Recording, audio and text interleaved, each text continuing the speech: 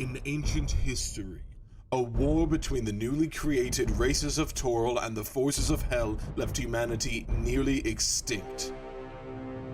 In the post-cataclysmic world, humans placed themselves above all others, while races deemed undesirable watched from below. Ferox, a newly created race intertwined with beast and elf, were regarded to be even more monstrous and were forced into servitude. During the war, the gods and goddesses gifted unique arcane artifacts to those fighting against the Hells. These items turned the tides of war and brought forth brand new schools of magic in the form of the mage class. Alas, magic and hope fade from a world on the brink of destruction. Our hope now lends itself to a select and unlucky few.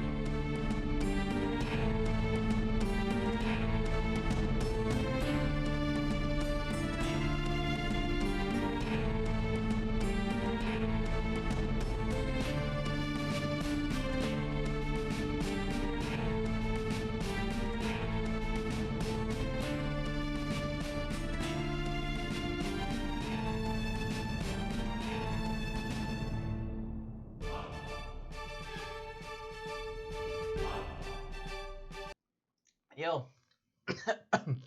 Oh, Cheerios on the wrong pipe. What's up? It's your boy.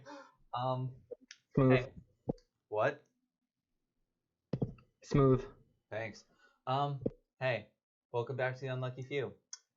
Thanks for joining us. As you can see, we're still not all in person, but that'll change. This is the last week that'll be the case, and next week you're gonna see all of these faces here, and I'll be able to touch everybody from where I'm sitting. It'll be great, trust me. But yeah, so I forgot about that. Without any further ado, announcements. No, we have a map tonight, bud. I'm not gonna play this game with you. You can sit here, or you can get down. Announcements, as always, this week's episode will be up on our YouTube channel. The link is down in the description, but if you are too lazy to read that, it is also www.youtube.com/toughdnd. That'll be up Wednesday, 7 p.m. We'll be streaming next Saturday, also at 7 p.m. That'll be super duper fun, with people starting to come over to our place of residence more often now.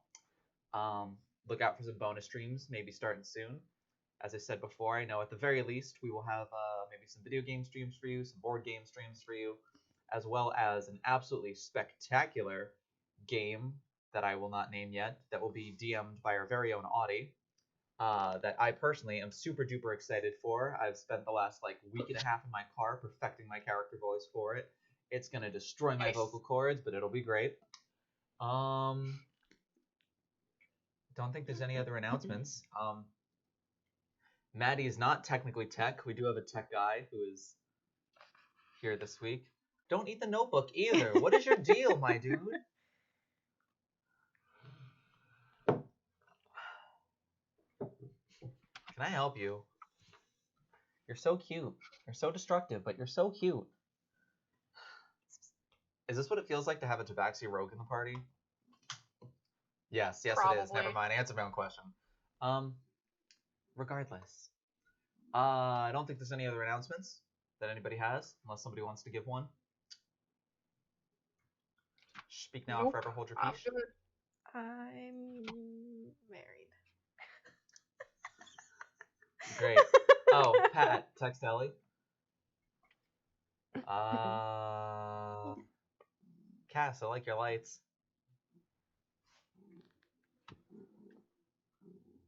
Wait, what is it? Is this your welcome? Got you. A little lower. All right. Or as far as I know, it's like that. I know this is thank you, and I think this is your welcome. I didn't say you're welcome much. I only said thank you. No, I know you said thank you, and I tried to say you're welcome. I believe it's either like this. Yeah. All right, we're fine. Regardless. Yeah, I know, but I don't say you're welcome much, so I'm not sure. Oof. That's stone cold. I mean, It's fine. I took an ASL 1 course and I don't remember You're Welcome either, so I don't know if it's just not Did I popular miss something? side. So, I almost want to make you do the recap for last week so that I can fucking eat my Cheerios, but I guess I'll do the recap. I can read my notes. As hilarious as that would be, I should probably, well, we'll get into this. I just want to eat them before they get soggy. So you guys are going to have to RP through this. So, where we last left off.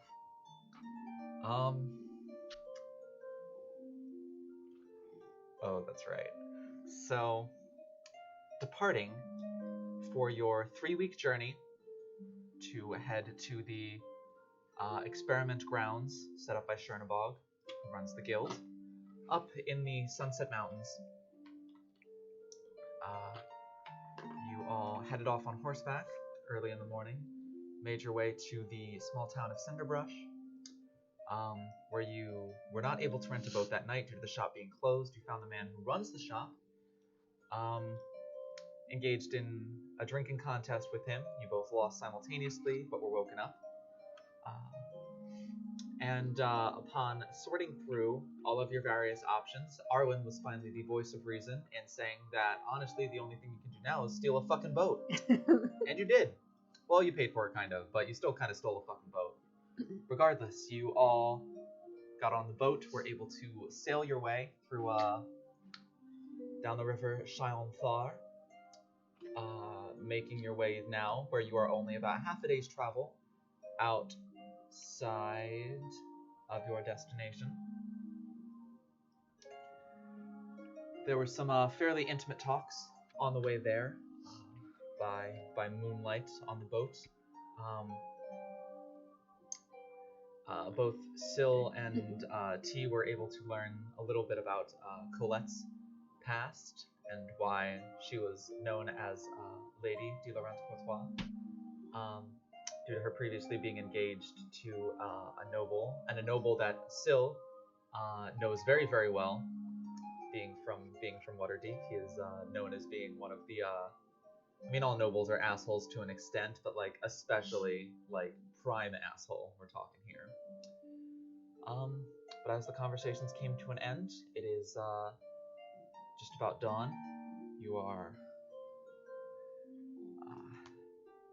about half a day's travel left in your journey, by boat at least. And so, with that, it's day. You're all awake, and I leave it to all of you to determine what it is you would like to do in your last couple hours on boat. As Scornabel is a small, sleepy farming town and is off in the distance.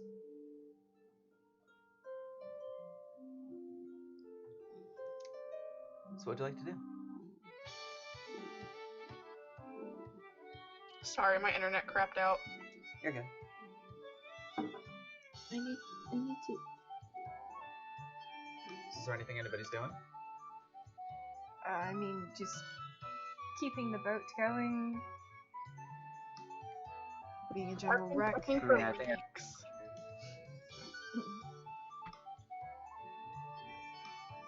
I'm not sure what either of you said. Oh, I said I've been looking for leaks. Checking for leaks? Yes. Am I Okay. coming out garbled? It was both times you were, I'm checking for. Aw. She found a Sorry. leak. I'm part Softloggin.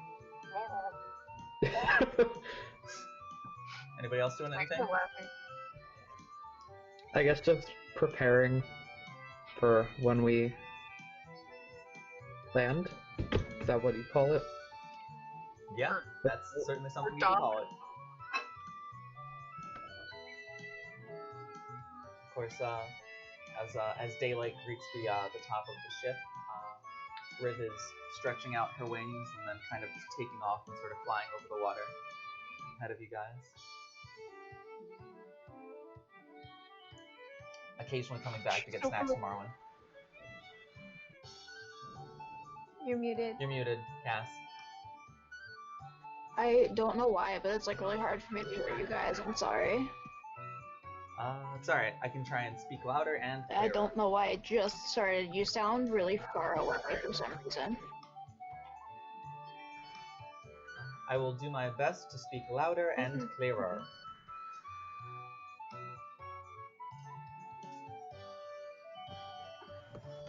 Sorry. It might be your connection. You might need to leave So and we're come just back flapping because around it's the like, boat now? we're not getting your audio until your mouth is done moving. God damn it. Yeah, you're like a really poorly dubbed anime right now. Be right back.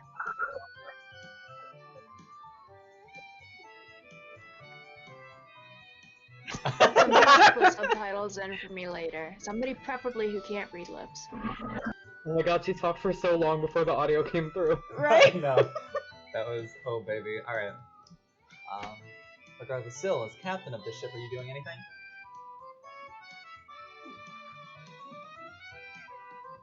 I'm just keeping this boat steady as it goes. Gee, it sure would be terrible if we got attacked by a sea monster, wouldn't it?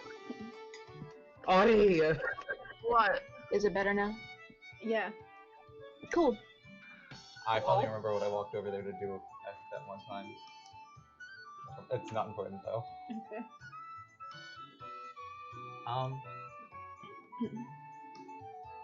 Yeah, so it's fairly smooth sailing for the next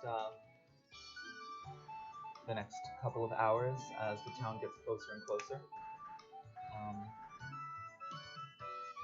As you do get port side, you see another of these seaside shacks where you see like a boat kind of resting up in the dry docks already. This one seems a little less ramshackle, a little bit more well put together. It's probably about 40% wood, 60% stone. It has like one large kind of center building, and then off of that sort of like a slightly downward sloping roof that kind of extends maybe 10 or 15 feet over the water where like another boat could be parked. Do we know the name of the town? Yes, it is Scornabo. I thought we left. No, you left Cinderbrush. Right.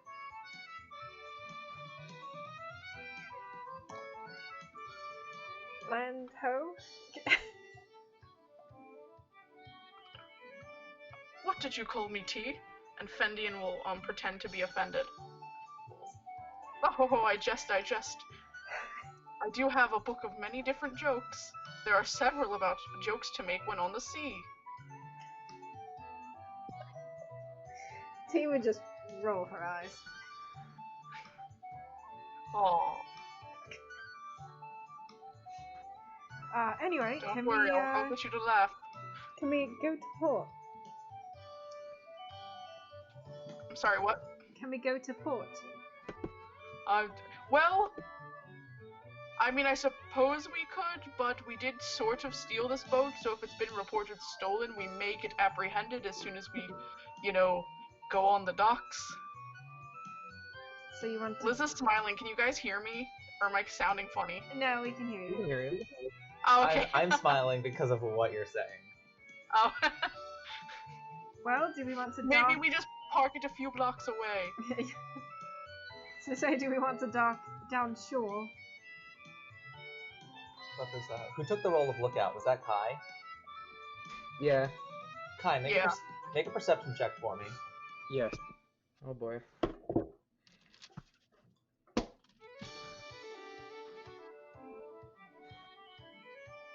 I need to use the book.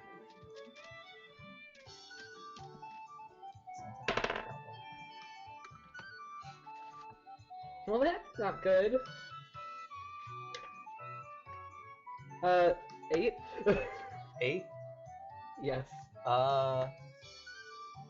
You're not like in the crow's nest right now, you're just on the side of the boat, and as you kind of like lean over to kind of like take your first peek into town, the boat just like dips low all of a sudden and you get kind of like river spray up in your face and you have to kind of like wipe your eyes a little bit so you don't get a good look at anything. He kind of does one of those, like, wipes off face with both hands, and then, like, flicks hands to flick the water off his hands, and makes, like, a really, like, upset noise. Sad tiefling noises. Is Ruth, like, flying around? Yeah. She seems out of sorts. What's the name of the town again? What? What's the name of the town? Scornabel. Can you spell that? Scorn a bell? Scorn, U-B-E-L. BL. B-E-L, like a bell. B-E-L. Okay, cool. I was like, that doesn't make sense. Thank you. Welcome. Well, we could just dock it downriver, maybe an hour or so. And Sure, I don't mind, you know, hoofing it for a little bit if it means we don't get immediately arrested. yeah. As you pass it, let's say at this point you're able to see it. Kai didn't notice it earlier.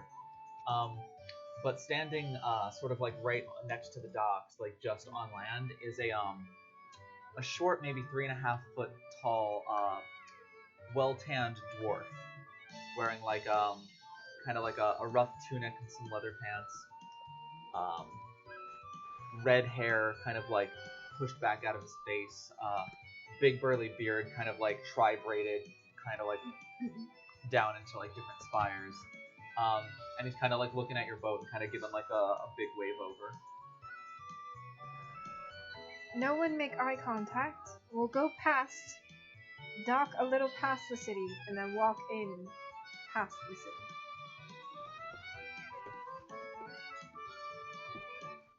I didn't realize this was like a commercial boat.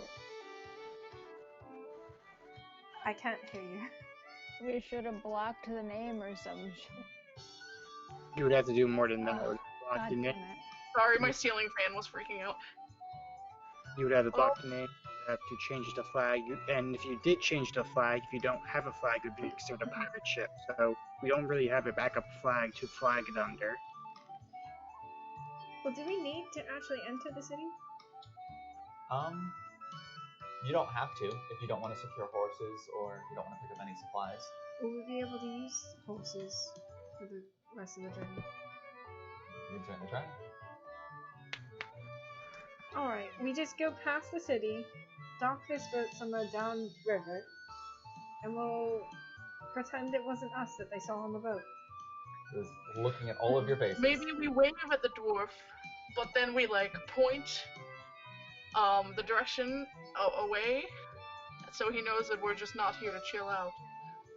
At this point, you're like 100 feet away, and you can see kind of like two assistants, one half elf and one human, both male, kind of wandering, like walking onto the docks with like ropes and stuff, ready to help you guys more. What are you doing? Let's just pretend like we're passing by.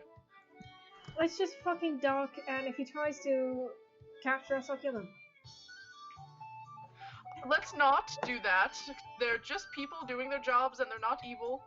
Fine. Well, they might be evil, but they haven't done anything bad yet. We'll knock them out, and then run. I don't think we should do that either. I'm not think getting we'll arrested. just run. Perhaps we just run. Or deal with the consequences of our actions. Either No. way, to the docks. I don't wanna. I vote for run. Wait. If this boat gets rented, shouldn't they just expect people that they don't recognize to be on the boat? That's as Well, we soon as don't know they. if this specific boat gets Let's rented. go with that. We I was- rented the boat. I was gonna say, yeah, Colin kind of points at Arwen and just goes, it's a good point. We'll just tell them we rented the boat, and if they didn't hear about it, we're just ahead of the message. What was that, Sil? Would they have heard about it if we rented it at 1 in the morning? Like, You don't know. You do. Has gone by. Sil. Yes. We can't hear you. What? We can't hear you. What are you Oh, saying? I'm speaking as I'm usually speaking in a normal tone right now. I'll turn down the music a little bit. What were you saying? I was saying that's if they don't have like messenger hawks or sending. Well, let's hope they don't, or if they did, he sent a message that we rent it, because he did tell me he would rent the boat to me.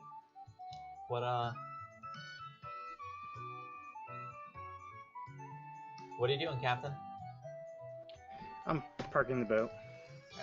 So as you park the boat, the two deckhands kind of help you get it secured, kind of like begin the process of like slowly turning it around after you guys get off of it. But all of you are allowed to step off the boat, at least onto the docks. You see the dwarf kind of beginning to stroll his way up to the six of you. Quick, somebody tell him that you love him.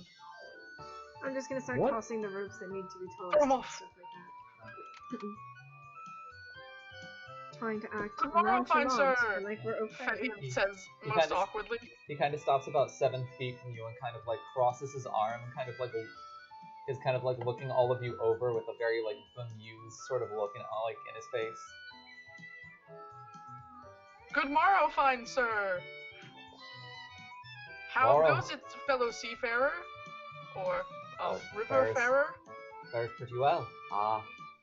So I'm guessing you're the lot that managed to steal a boat from that crusty elven bastard, yeah? I don't know what you're talking about, friend. Made off Fendian is with it in the clearly. middle of the night if my stories told me right after he drunk himself fucking silly. We rented it. Well, you know what a story is. A story. He played We a are just drinking here. game with me before we rented it, so maybe he was just belligerent, but we paid for it and everything. Sounds about right. Either way, Oh, alright, Honestly. yeah, that works. would have been better if the story would have worked. I'd like to see him taken down a couple pegs. Regardless, that's certainly my partner for you. So, you said you left payment with him? Alright, I'll have to make sure of that on my own accord, but aside from that, yeah, welcome to Scornabel. I hope you enjoy your stay. You're going to be needing a boat back. Not for a few weeks. That's fine, we can certainly make sure we keep one here for you as long as you're still willing to pay. Certainly, fellow seafarer. Do you know we can rent horses in town? Yeah, there's a stable. Takes care of, not exactly war horses there, though. This is a farming town, but, Whatever will get us there. Can you point the direction? She'll just like gesture towards the city. yeah, so you have, if you go right down Main Street on your left side, you're gonna have 2 taverns, right side by side. Why they ever decided that was a good idea is beyond fucking me. After that is the, alchemist shop, and then after that it's gonna be the stables. After that, you're just getting onto farmland, so unless you're shop for, I don't know, some corn or some horse shit, probably steer clear of that. No. I'm ready to go. You lot ready? Hold on, I got one. Sir, what's your name again? Didn't tell it to you.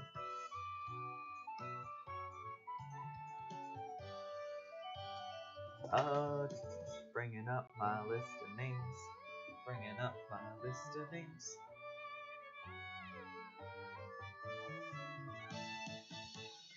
Don't worry, this will be good. I'm gonna lean over to Kai and whisper, this will solidify our camaraderie as seafaring folk. Sure. My name is Danley. What's yours? Oh, hello, Danley. My name is Fendian. Now listen, alright, T doesn't appreciate these jokes, but I've got one for you. I think you'll appreciate it. What's a pirate's favorite letter? I bet you are going to say R, but it actually is the C. Please don't kill me. Always happy to see when the circus is in town. And with that, he begins to Knights stroll like off. laughing. Kai, he thinks I'm a good performer. What a confidence boost. I've really been feeling down lately. Somebody has to cast What it happens like 3 people talked at once? What was that, Arwen?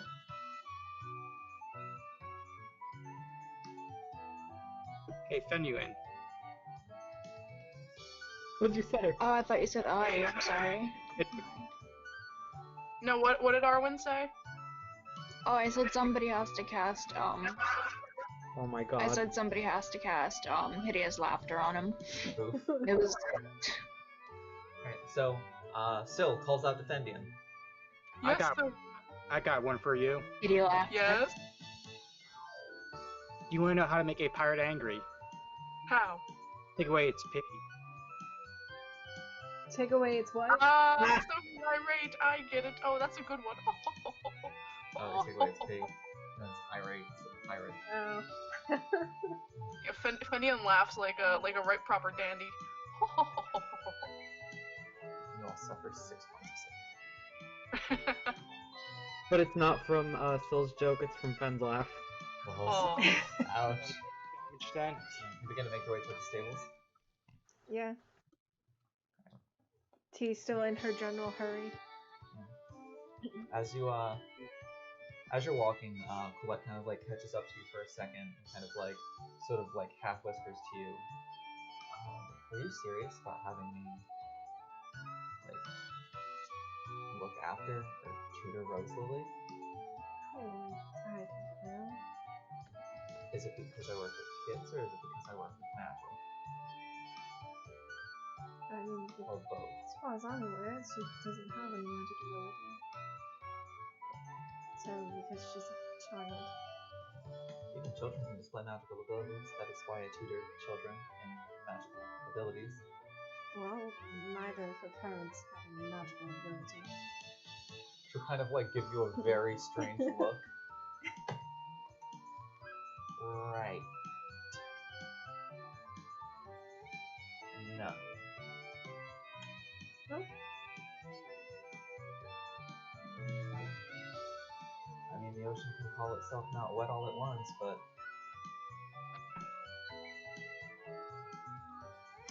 suit yourself. She'll kind of give you a little bit of space. So you arrive at the stables.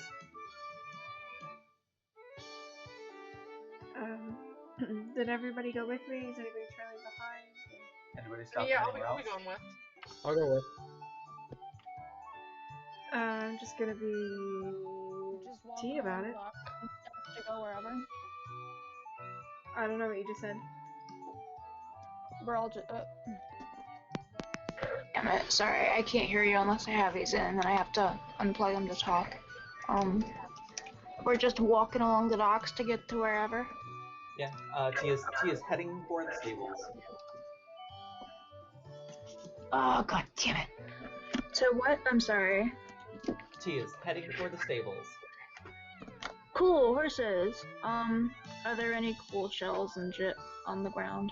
Make an investigation check. Hooray! Sorry, I gotta figure something out. Dice, they're over here. If you Good hold job. the mic on those headphones to your mouth, it might be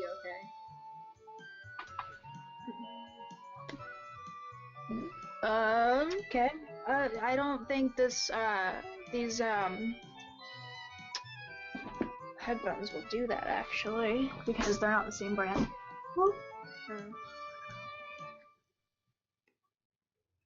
Blech.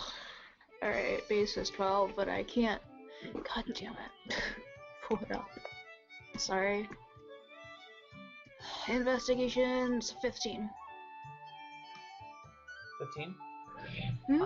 So you're able to find like a couple nice shells. The big catch though that you get is you find some really nice like polished river sea glass. See you what? Sorry. sea Sea glass. glass. Okay. Silver. You find like two really nice like smooth large pieces of green sea glass, and then 3 pieces of blue. Like very Okay. pretty. Could be made into jewelry. This- Could do other stuff with them, but very shiny, very trinkety.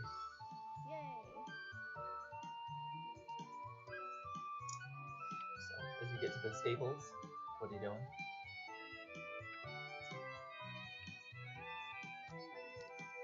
Six horses. Let's see a smaller gnome woman with somewhat familiar looking like kind of frizzy orange hair. Just, 6 horses? Alright, we can probably do that for you.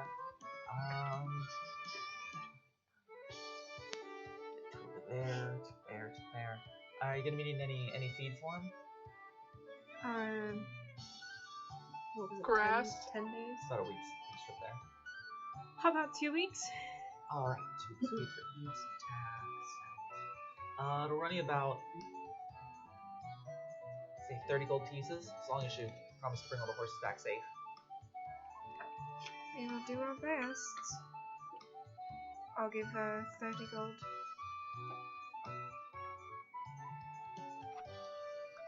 Congrats, you know, horses.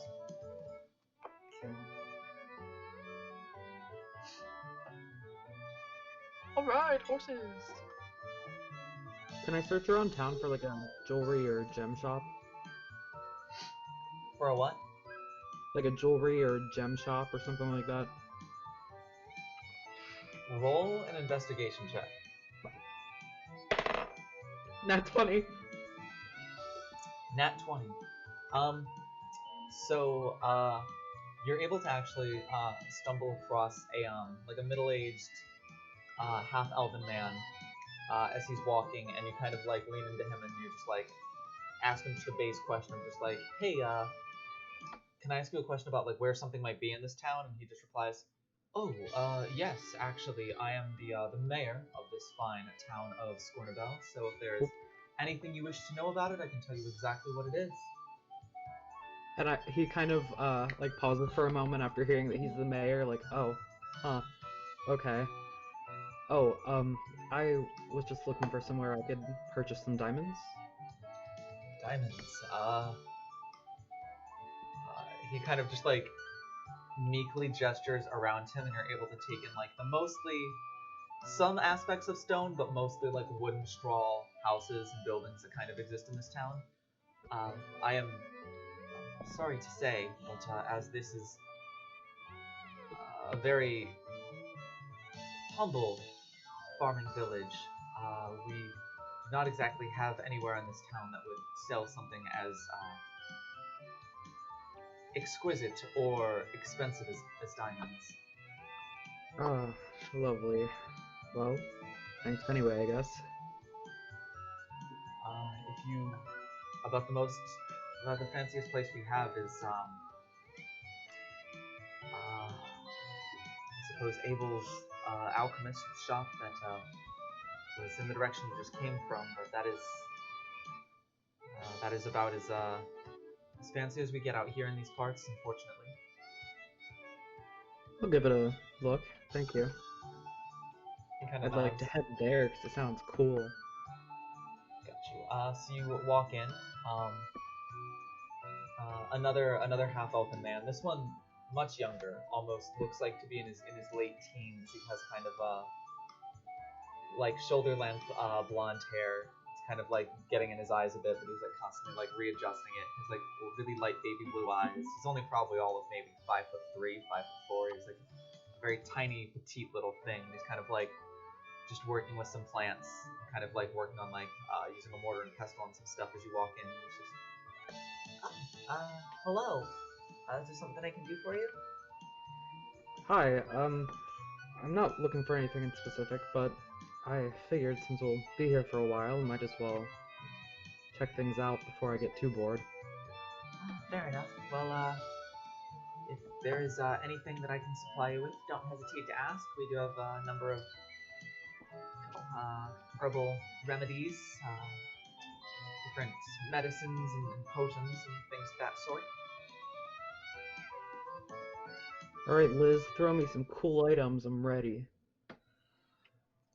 You fucks. I give you an entire shopping episode. You don't ask about shit. Now you're... Now I'm doing it because you got upset last time. Well... Just give the same shit. Hey! Let's see. Well, I have some special herbal remedies here that will help with some rashes. I have some special shampoo here that'll help your hair grow healthier and faster. Let's see. Really popular. I do have a potion here that'll help if any you or any of your friends catch a cold. We had a particularly bad strain of it go around last year, so The old Robitussin. yeah, I was sold out of that. Aside from that, I have a couple of healing potions, and I have a weird necklace that I don't know what it does, and Wait, what? I have one other thing, a kind of specialty thing that I make. I have this, and I'll kind of like pick up a potion that has like, it's almost like golden brown in color with like some like sort of flecks of sparkle kind of shimmering through it. This. It only works for a little bit, but for that little bit of time that it works, it makes you really strong.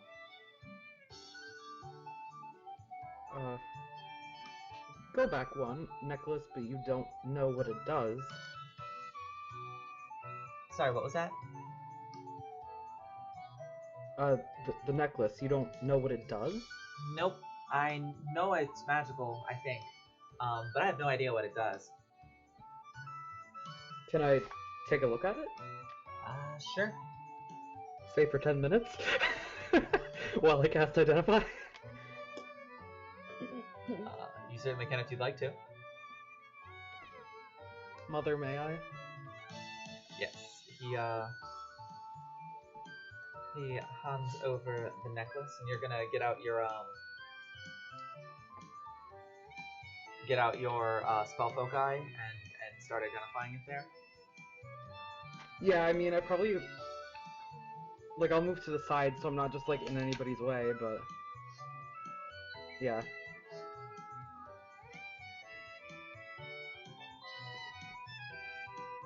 Alright. So as you move to the side.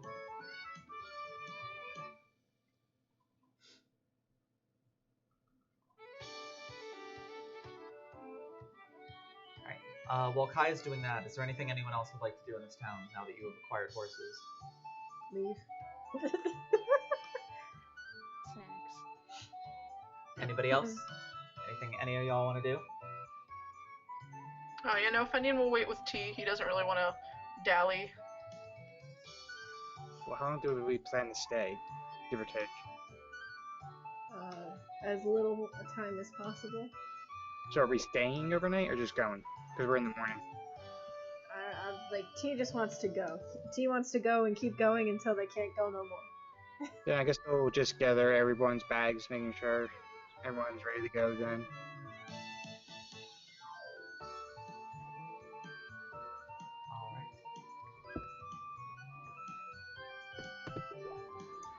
Alright, so Kai, you finish identifying this necklace.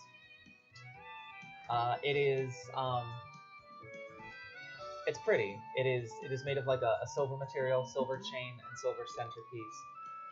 As you identify it and kind of like look through it as you're identifying it, you kind of see like a small button on the centerpiece of it, and as you press on it, it pops open and reveals itself to be a locket. And as you finish identifying it, you discover it to be a locket of protection. Once you are attuned to it, whoever's picture is in the locket, and the locket has room for 2 pictures, one on each side, but whoever's pictures are there are immune to any effects of divination. So you cannot be scryed upon, no one can attempt to take over your mind or force you to tell the truth. That's cool as hell. I'll take it back over to the guy after I finish identifying. So, how much were you thinking for this? Well, I mean, normally I charge between like 300 and 500 gold pieces for magic items, but I don't really know what it does, so it could do nothing, so I'll give it to you for like, I don't know. Does 80 gold pieces sound fair? Could you do 60? No, but I could do 70. 70 works. Alright, so you agree to 70 gold pieces for the necklace? Yep. Perfect. I hope it doesn't disappoint. Thanks. And I'll shove it in my pocket for now, and as he leaves, he mutters something about gold not really being his color. But he'll head back to the group. Silver not being his color, and head back to the group. My bad. Alright, sounds good. So, all of you are now... Stop it. All of you meet back outside the stables, and T, you're heading off with everybody? Yeah, T would just try and round everyone up and leave. So you all, 6 of you, get ready to depart. Would anyone not like to depart right now? Speak now, forever hold your peace. I'm good. Cool. You all leave and begin to head northward. You cross like a small bridge,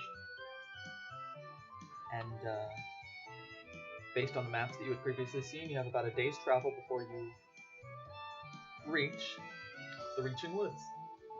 And you'll be traveling kind of through a path along the riverside from there for about 3 days, and then you have about 3 days until you reach your final location in the Sunset Mountains. We are now departing.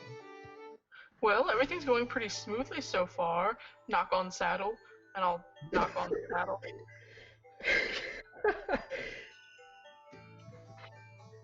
I don't know why that got me. So it's day travels to the Reaching Woods. 3 days along the river to where? To the other side of the Reaching Woods, and then once you're outside of the Reaching Woods, it's another 3 days of travel before you reach the Sunset Mountains where you need to go.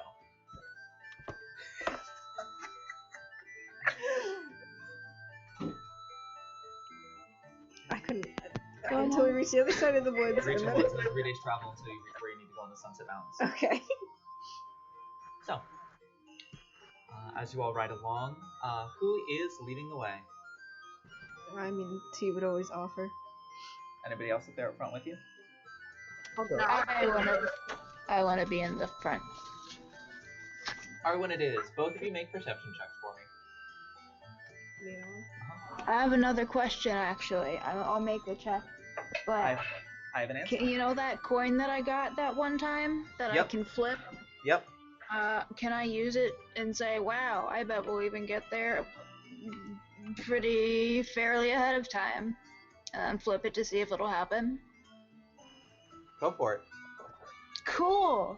Should I roll for perception first, or? No. Roll me a d2. Cool. Well, I can flip you a d2. If I Sounds could like- get it out of the box. Sounds like flipping the bird. Last night they go into the mountains. It's a 1! We're not gonna get there early, but that doesn't mean we're gonna not get there late. Yeah, so Arwen. This is fine. Arwen is busy, this is really funny to watch.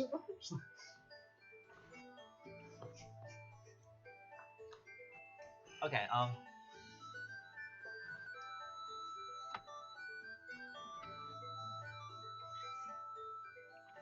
Arwen is busy pretty much the entire day's trip, just kind of like every time Riv comes close, they're just kind of like staring up at Riv rather than watching the road. Whenever like Riv swings down kind of low to you guys, Arwen is just like enticing her in with treats. It's almost impressive, honestly, the amount of snacks that Arwen is pulling from the various pockets on their person. They like kind of like run through an entire pocket full of jerky, and you're like, all right, finally we'll start paying attention. Riv comes back down, they just kind of like lean down real far and like grab a pocket near the ankle and just begin pulling out more jerky. And it's like, I have a map of their pants. It's okay, I know exactly where all the snacks are. you're really quiet again. God, I think the closer you are to like your thing, Yeah, like the little nubby thing. Yeah. is this better? yes, and Is speak this loud. any better? Yes, Yeah. much. Cool. Wow, that's gonna suck, but okay. You know what? Let's try this. Oh. Does that work? I mean, it's slightly better. I tried. I'll just hold it up. You did your best. I made an attempt. But yeah, so it's honestly kind of impressive. And you rolled what now? 18. 18. You get probably about 4 or 5 o'clock, and you kind of look over towards like you're now just reaching like the very edge of the woods, and kind of like at a place where there's like 3 trees. You see like a carcass, a deer carcass, but all that's left of it is just the back 2 legs and a little bit of like where the tail was, like a little bit part of the body where the tail was stuck on, and then just the head and antlers. Everything else is just gone. Like, not even the spine is left. No. And the nearby trees are like sprayed in like brown, like old blood. Bless you. Thank you. Question. Jesus Christ. So, maybe we don't set up camp around here and keep an eye out from now on, because that's not going to be a good time. I agree.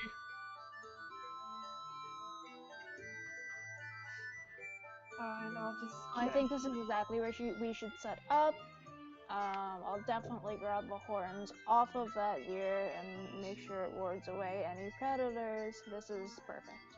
It's already been used. No one will come back.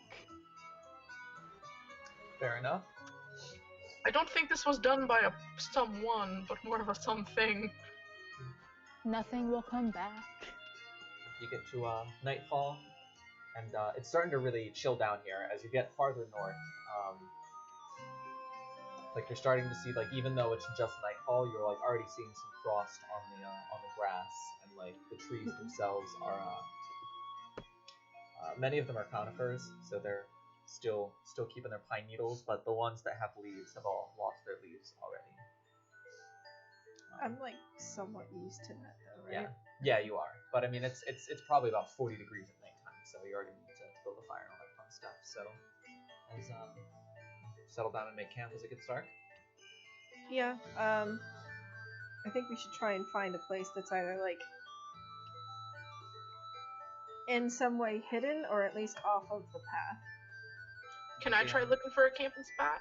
Absolutely. Make a perception check for me, Fen. I'll help him. And Fendine's gonna be like, don't worry, this is from my days traveling in the woods. T is helping you, so you have advantage on the check. Alright, first roll is an 8. Second roll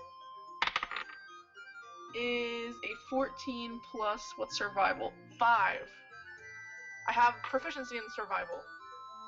I'll allow a survival check for this. Yeah, you know what? Why not? Oh, I'm so sorry. What was I supposed to be doing? Perception? Nope. Survival's Perception's still plus 5. fine. I so, think they're the same stuff. Yeah, so you're still about, you're like right on the edge of the you're right on the edge of where the forest is now. You're probably maybe 500 feet away, but you are able to find like 7 trees that are all kind of grouped closely together that sort of all have like a 20-foot by 30-foot space in the middle of the 7 trees where you could kind of like wedge a camp between and have kind of a lot of natural protection. Everybody look. I think I found trees that we can sort of have some sort of natural protection. Yes, I see them too. Trees! We run. Yeah, we'll make camp. Alright. To make camp, who would like to take first watch? Teal offered to take first watch so she can get her 8 hours in after. I call watch with Sylvanus. Oh, I was I gonna want him to be mean to me. Ooh, kinky. Does anyone else? Everybody's got a talking to but Fen so far. Would anyone else like to I take wanna first go watch? first. I said I wanted to. Oh, Arwen. All right. So you get to first watch. I guess Kai and Colette will take up the end of the night. Yeah. Oh no. So first watch between Arwen and T. Make perception checks for me. Nice. My pen vanished. Should be 21. Remember when I said I went into the living room for something and I forgot what it was? It was my dice. What'd you roll? 21. What about you, Arwen? What'd you roll for perception? 16. Nice. If you'd like to use my rainbow dice, my D20 is in here.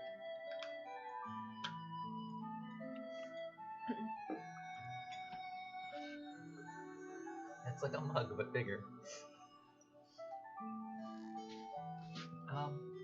You don't notice anything unusual through your part of the watch. Though if there's any RP you would like to do, you certainly may.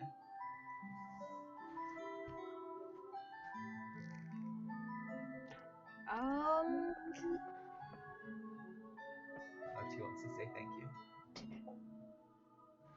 She's working her way up to that.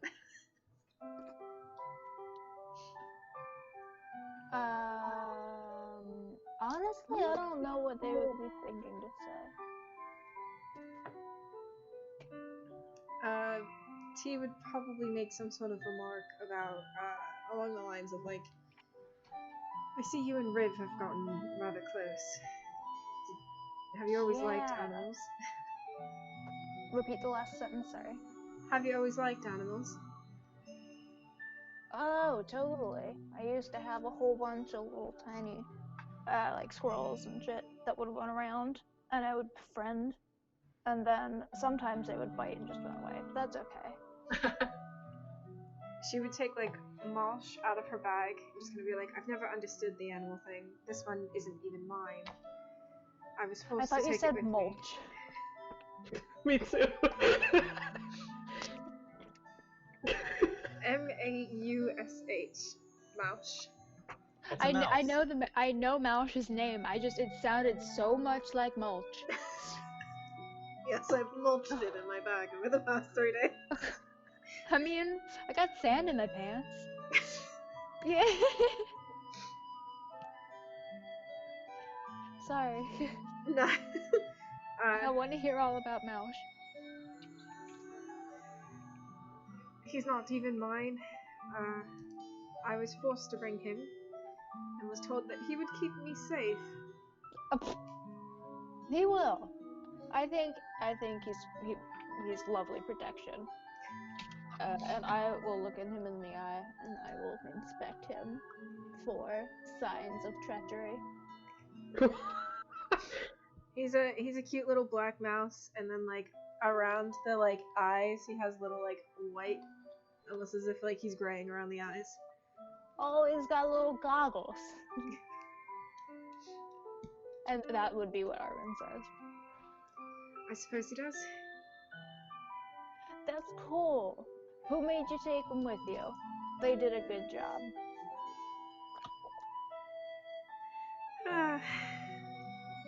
Unfortunately, the person who was kidnapped the other day. Oh.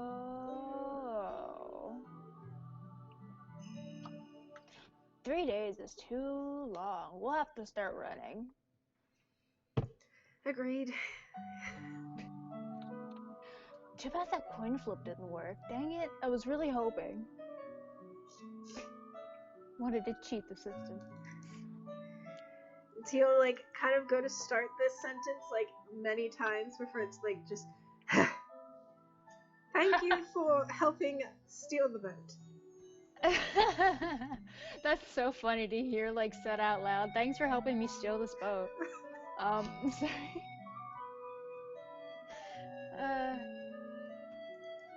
I feel like that would be something Arwen says out loud, so keep that in. Don't cut it out.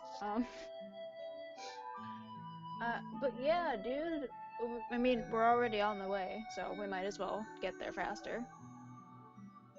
I want to do this as quickly as possible. I can tell. That's why we sprint. Let's go. Should we just wake up the others now? I think we've offended them and coerced them into doing things enough for the past, like, 48 hours. So maybe next time, maybe tomorrow, but not tonight. Alright. Right at this time, as it is near midnight, you would get a voice coming through on your bracelet. And you would hear, just reached south of mountains. Two of their group stayed behind to ambush me.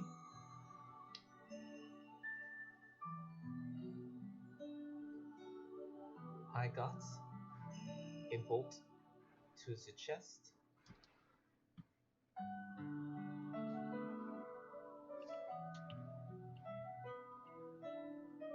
They fell off mountain.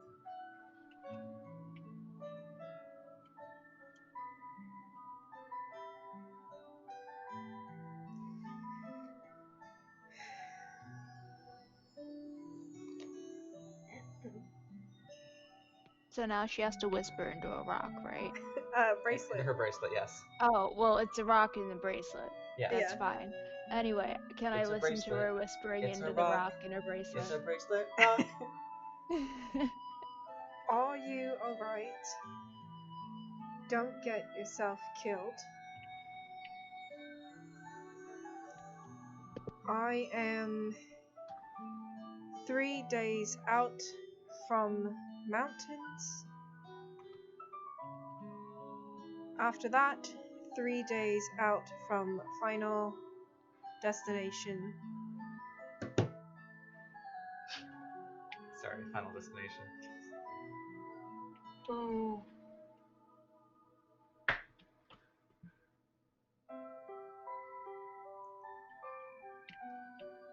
Don't dare die. With that, is there anything else you'd like to say to Arwen? I already said thanks. Who is that? That's actually the person that you met back from the basin. The monk that came from my village. I could have swore she had an English accent, not like a Frenchish accent. You could have swore what? She had an I English- could have swore her accent was different. Nope, it has always been French. My bad, but okay. It is okay. I don't get my accent from my monastery. I get it from my upbringing. Oh, got you. But she's in pursuit behind the people that took Rose Lily. Right, and Rose Lily is your... Sister! You hear from the back. She's important to me. Fair enough. That's good enough a reason for me.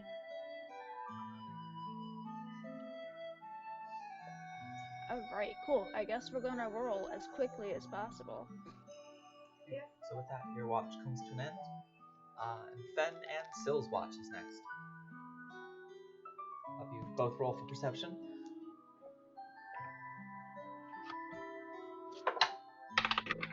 Aww.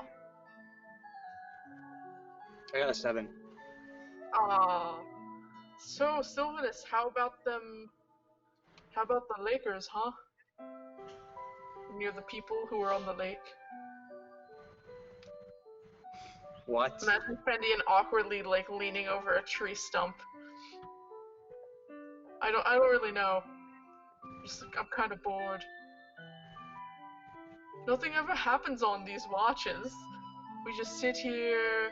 Sometimes we have an interesting conversation.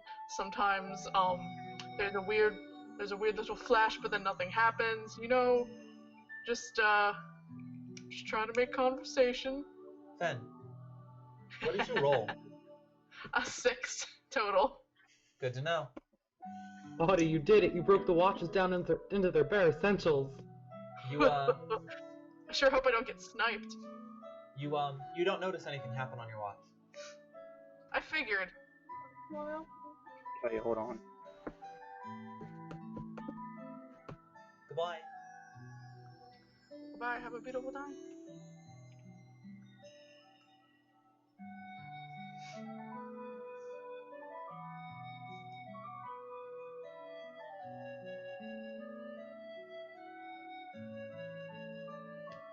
I don't know what's happening. I heard everybody say goodbye and then no one's talking. Oh, Pat said, Pat, hold on a had to- second. go AFK for a sec. Oh, okay. How about them Mets? Oh Never- my god. I've heard of them, but I've never met them. Ah.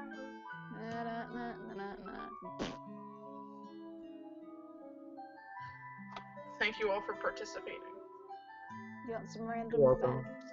in the joke. You want some random facts? Sure. Oh, I wasn't expecting anyone to say that. In 5 seconds, tell me something good. Oh shit. Really? I got it. Crap. I looked at this the other day. What is it? There's a sign. that the Hard Rock had when it opened that said no drugs or nuclear weapons allowed inside. And apparently now it's just a thing. And those are things I wouldn't want inside. For sure. I can't really say I fault them. I have no idea what you're talking about. Nuclear Nothing weapons. D&D related. So, Sil, do you have any response to that or no? I need to know what the question was, because mid-question, I had to go. Gotcha. What was it you said? Fendian's just being really awkward and trying to start a conversation, but it's just not working. You know you don't always have to say something during his watches. I know, but I feel like if I don't, it'll be extra awkward. Silence is golden. And I can sense that you have something boiling deep within you, and it's sort of freaking me out. No. He imagine like his like eyebrow raises like uncharacteristically high, and just to be funny, when he like raises his eyebrow up really high, his eyebrow piercing pops off because it's like a little like weird clip on, and he goes, "Oh, you didn't see that!"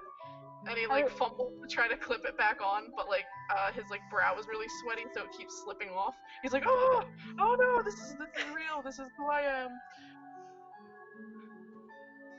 I really thought you were gonna say you prestidigitize his eyebrow to just continue past his hairline. I think prestidigitation can do that. Like it if you press the digit, don't.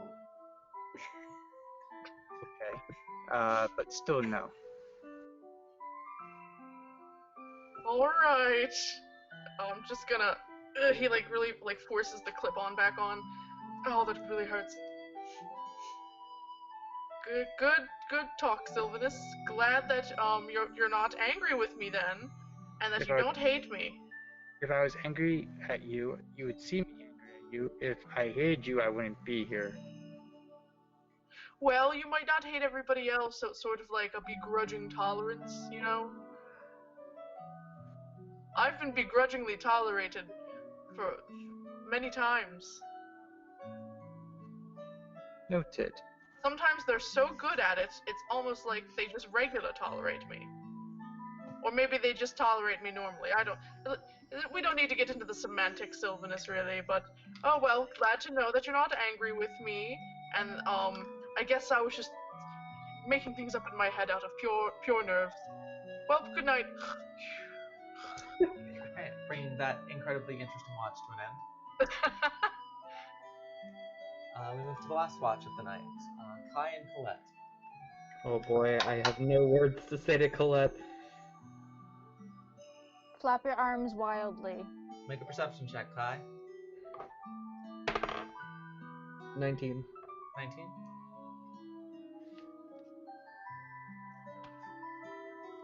So, you find yourself kind of like sitting almost next to Colette against like two of the trees that are closest to each other. And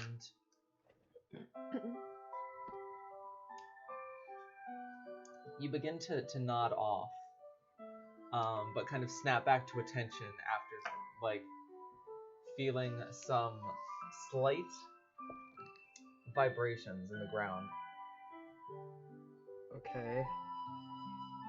That's it. I'll, I guess, you know, like you said, snap awake when I feel them. And I'll stand up and look around.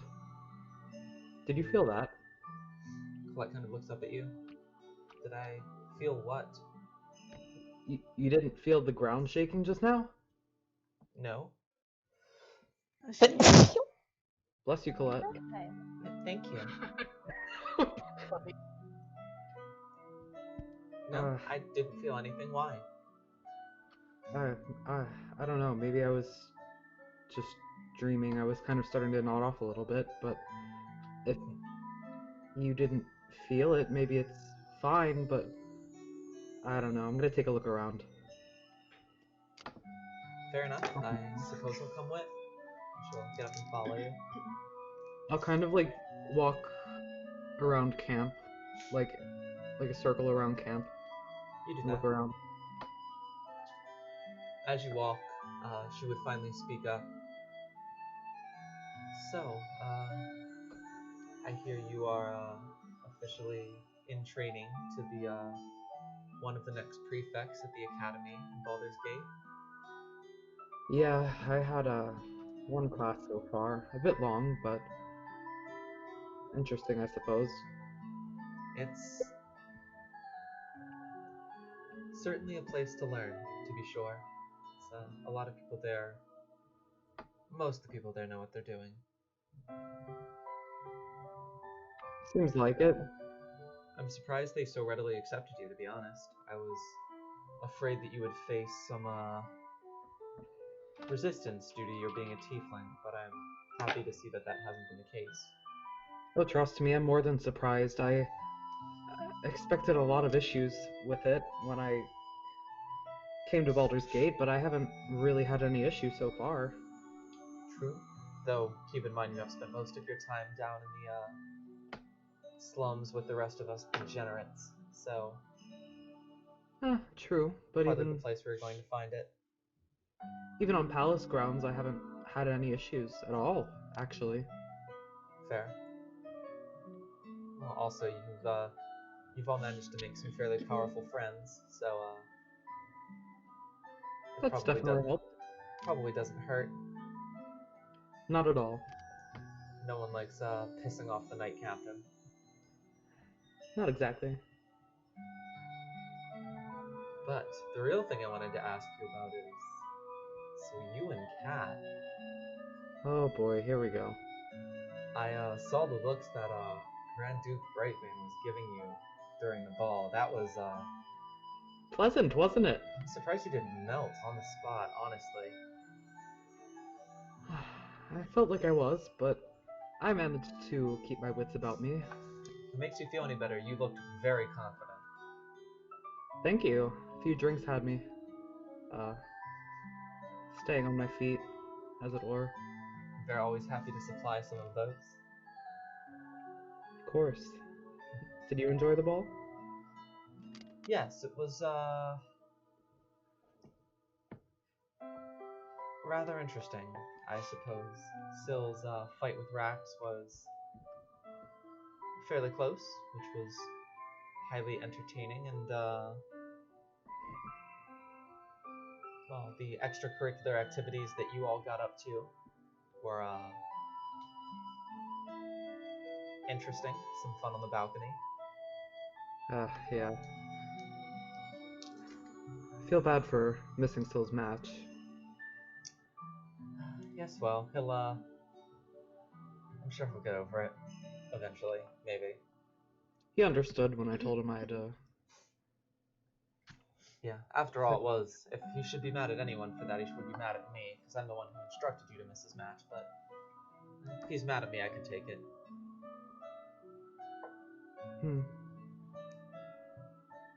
So, at this point, you've completed a full lap around camp. You have not seen anything.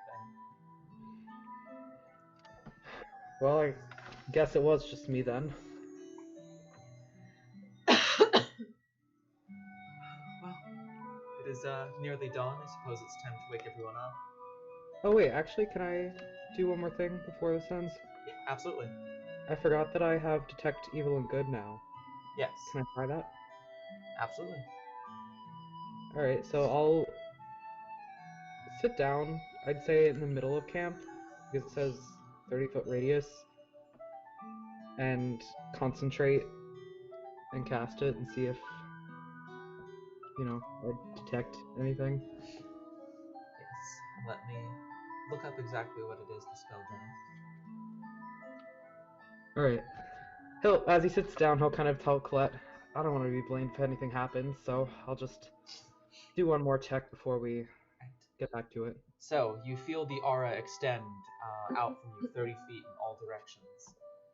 And as you take a look, there is no aberration, celestial, elemental, fey, fiend, or undead within 30 feet of you. And you also do not detect...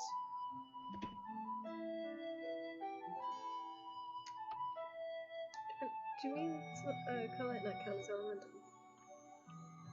Oh, well, yeah, you would pick up that T is an elemental and that Colette is an elemental, but you already kind of knew that. Gasp! Lols. Maddie, I saw you trying not to laugh. Oh dear. Yes. I'm looking at the other piece to see if something is actually going to come up.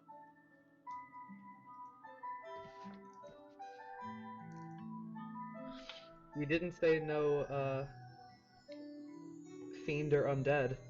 There's no fiend or undead. The other part of that is, you know if there is an object, a place or object within 30 feet of you that has been magically consecrated or desecrated. Oh, I didn't know that part. You do pick up 2 objects that are that both seem to have a mild amount of desecration on them. Can I... Does it tell you, like, where it's coming from specifically? Yes, it is coming from Colette's rapier and Colette's buckler. Oh no. So I sit down to do this, I'm like, let me check, and then immediately this spell picks up 2 things on Colette's person. Yeah. And it also lets you know that Colette and Tier are elementals, but that is everything that you gain from that spell. What exactly is, like, a desecrated object?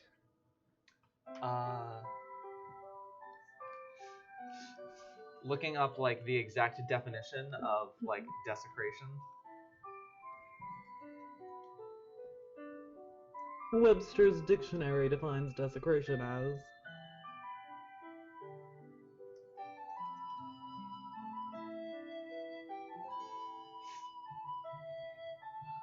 It is like to disrespect a sacred or holy thing is to desecrate. So it's like the opposite of like consecrating. That's weird. How do you do... okay.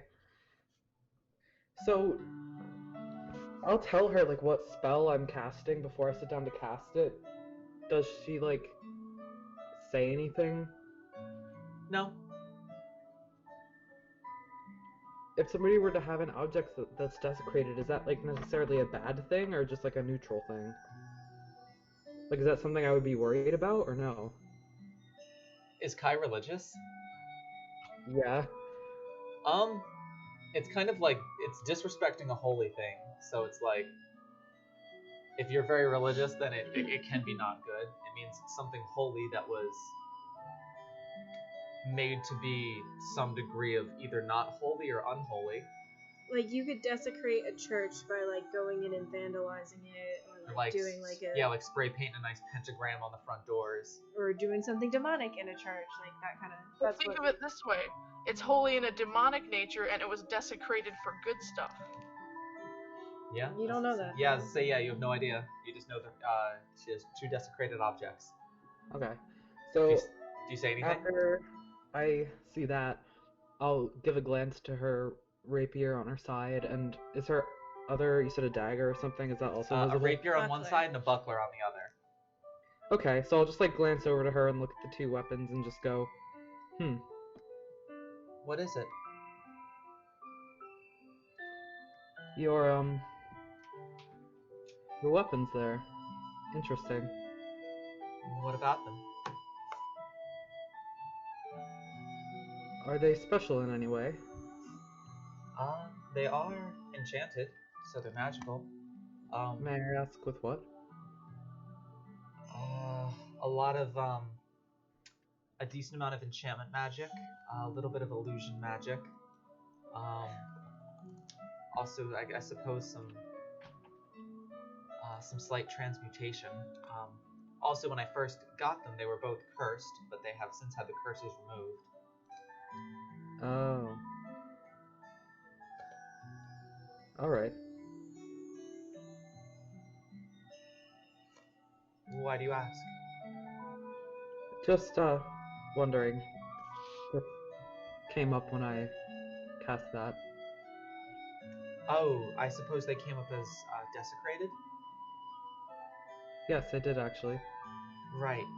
That might be because of the curse. The curse itself was a fairly unholy thing when I first got them, but I have taken great care to have the curses removed from the items, though I imagine some of the magics that were tied to them that cursed them still lingers.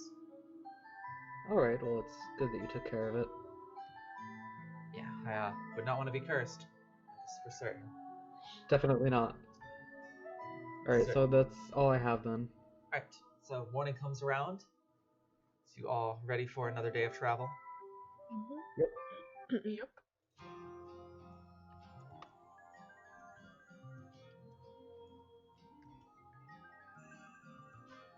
Who's taking the lead today? T will Me. always offer. But if anybody T and Arwen again. Make another perception check, each of you. What if I make an acrobatics check instead? No! Why not? You're just doing flips the whole time. Stone But Cold I said do so. it anyway. 16? Mhm. Cool. What'd you get, Arwen? 24. 24? 25.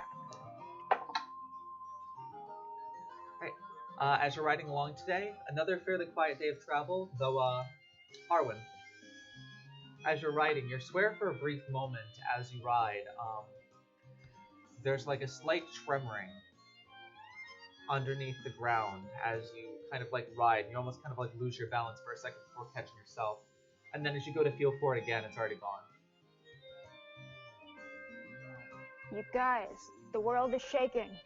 Did I feel it? Nope. What do Arwen you mean, was the only one that felt it. Literally, or is this sort of a figure of speech you're going for here? No, the earth is moving beneath my feet, but then it stops. Fendian's mind immediately goes back to the first time they centipede thing burst out of the ground a couple miles away and eat people. Oh my god, it's mixed centipedes. Oh snap! I hope not, but I don't. Everybody think it disperse! Oh, Looks yeah. like they're going to eat. Ground snake? I would have put it beside Liz to throw a purple worm at us. Oh, worm? I mean, So- I don't know what we can do about it while it's still underground, so I say We press travel on. in zigzag to confuse it. Wait, I felt the ground shaking last night, too. Oh, it's definitely a big old centipede. Alright, Fendian's gonna start making his horse travel in a serpentine pattern. We have to confuse it. You do that. We need to press on, and T's gonna try and keep pace. You do both these things. Does anybody have a really big fly swatter? No. Well, that's useless. I don't know. Is Rib here and anything? Riv is just flying above you guys, not really noticing much of anything. Okay. But you guys travel for the remainder of the day without witnessing any further things. Witchcraft.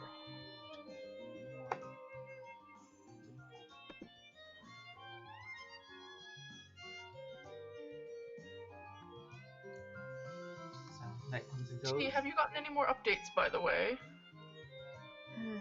Yes, I have. Good or bad? Bad? Oh, that's a little disheartening. They reached the mountains, the southern part of the mountains, left two behind to ambush Lumina. She took a bolt to the chest and pushed the two that were left behind off the mount. Well, at least she's still alive to be able to tell you the thing, so that's sort of good. And two less of them we have to worry about. I suppose.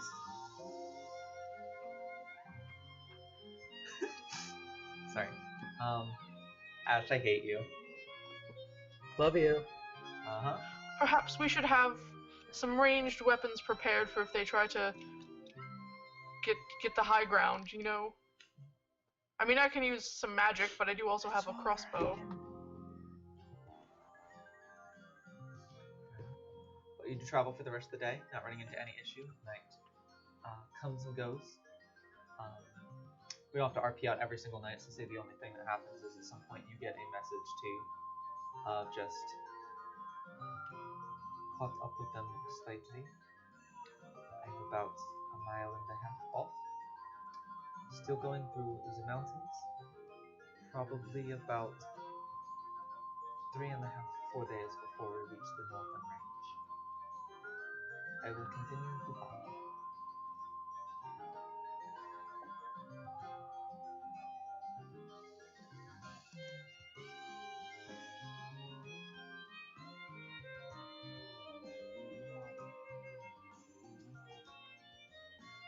Can I finish something back? Yeah, hold on, sorry.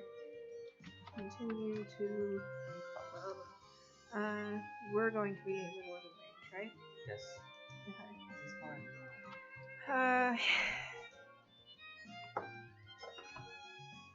Again, don't get yourself killed. I'll never forgive you if you do. Yikes.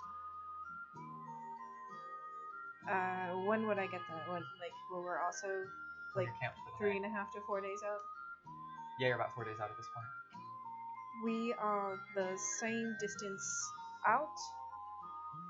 Hopefully, we will meet in the middle. Just stop the word short. For the remainder of the day's travel, everyone make a perception check for me. 8. Is it cloudy out or is it very sunny? A little of both. Don't Alright, I'm gonna stay if Indian gets disadvantage. Thank you. Arwen, what'd you roll? Unnatural 20. Nice. How about you? Kai, you said 8. Yes. Sil. Critical fail. Nice. Oh. Fen. I get 9 plus 5, 14. Okay. Kai, or no, not Kai.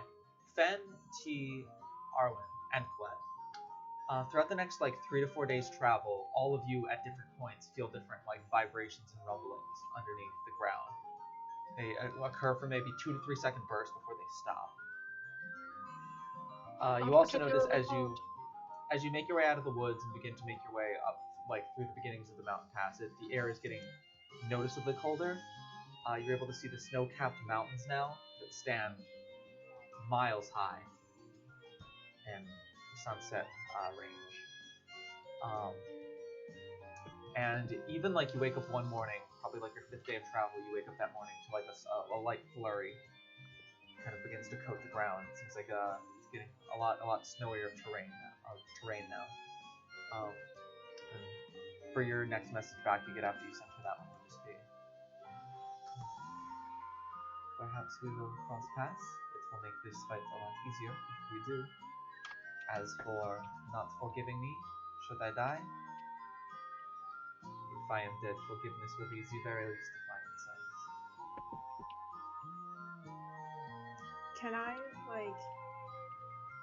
figure out where, looking at the map, where a point to meet in the middle would be? Looking at the maps, there's not any real place to meet in the middle, just because you are wrapping around the north side of the mountains and heading in south in towards where the center is, and she is coming from the southern range up to the range that you are, and kind of you're heading from the top down, she's heading from the bottom up. So when you guys do meet, it will most likely be at the place that you are heading. There's a chance that you could just both get there at the same time. But there's no place where you would cross paths ahead of that. Your path has been essentially this, and hers has been this. So. I will leave some sort of sign where I think our paths will intersect. If you see it, you missed us. If not, you didn't. Excellent. Well said. But the last night before we get on the mountains, I plan on having a discussion with Ed.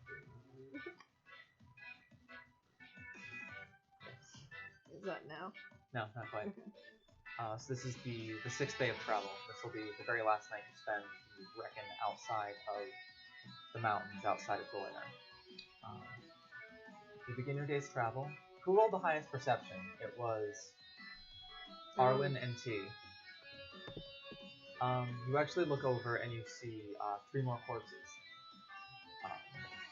You see 2 who look to be some sort of like elf that live in the mountain range. Both killed in the same way. They have their hind legs and a little bit of tail left. And their heads, the entire rest is missing, and they're bloody gore spots. A lot fresher, like not brown yet, more like red, where they are. And you also see what looks to be at one point was a humanoid, but is literally just like a bloody pulpy mess near the 2 animals. Great. What was a bloody pulpy mess? What appears to be a humanoid corpse. Oh, yum. Do I see any sign of what might have caused that? Make an investigation check. Everyone else make a perception check for me. Oof. Not Could have 20. been worse. What could have been? 15. Must be nice, Kai. It is. I'm rolling either 3s or 20s. Perception checks from everybody. 20 for Kai. 12 plus 5. So... 17. Oh, okay, that's not terrible. Sil. 10. 10. Arwen. 14. 14. And Disney 4.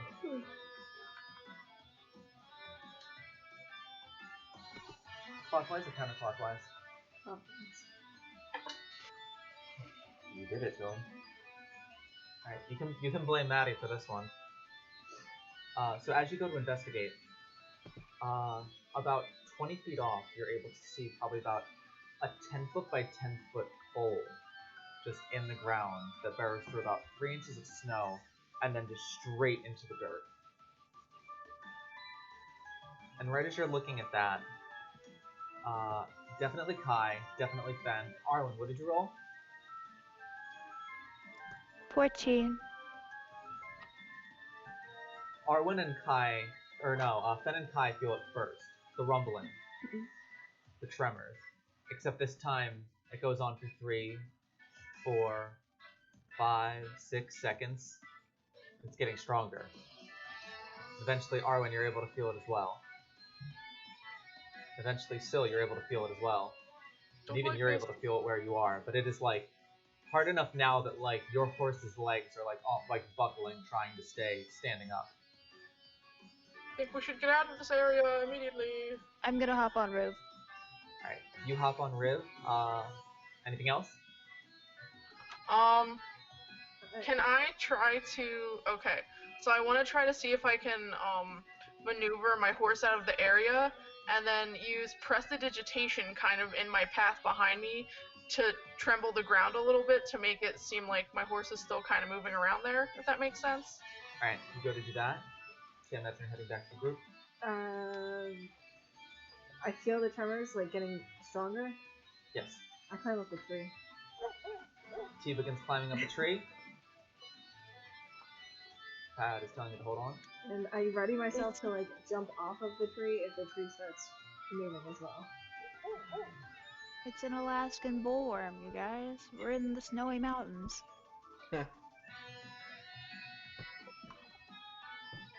Sorry, Pat, what was that?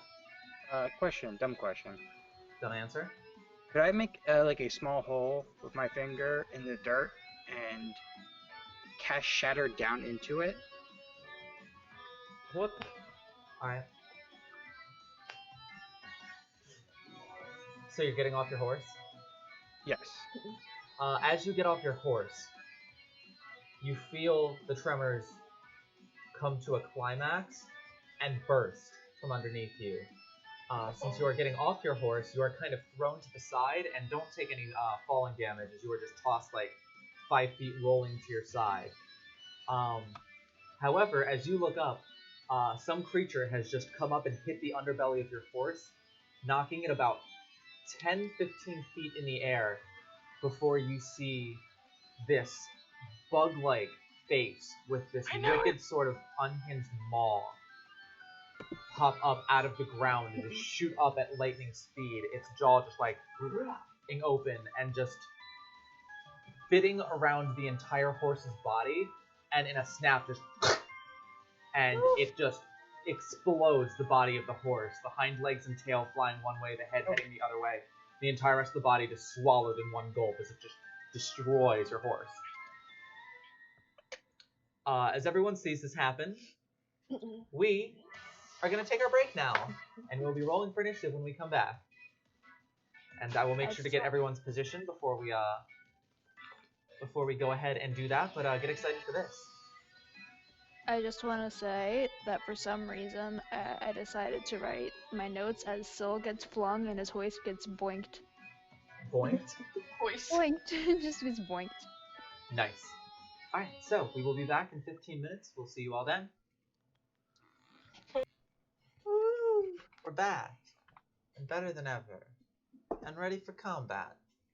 So.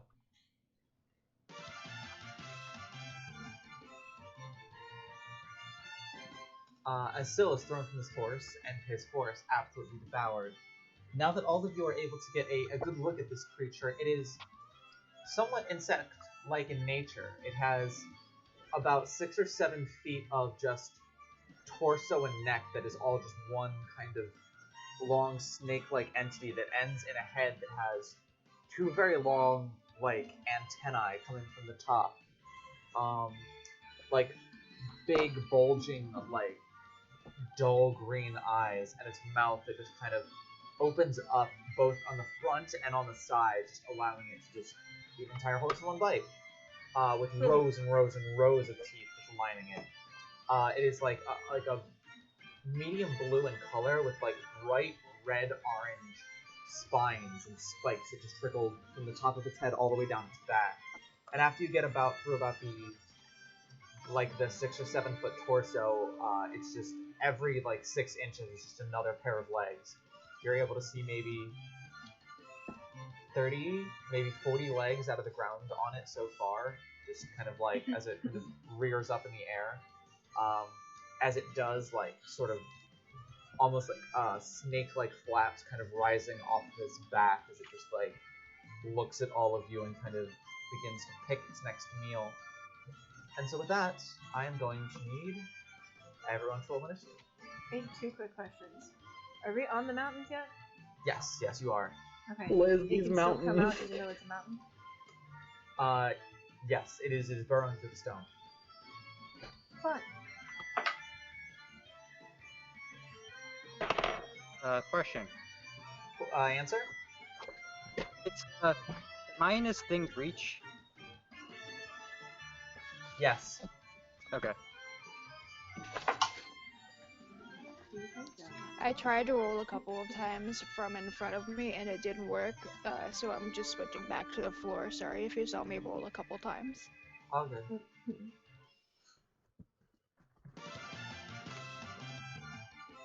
What are we rolling again? Initiative. Okay, sorry.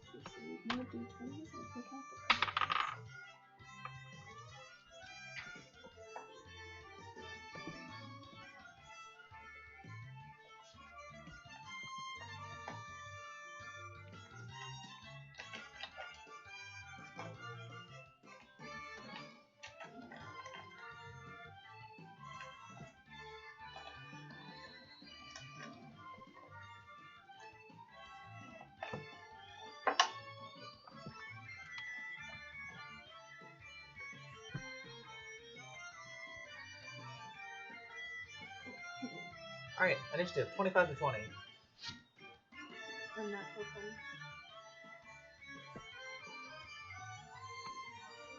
fun. 15 to 10.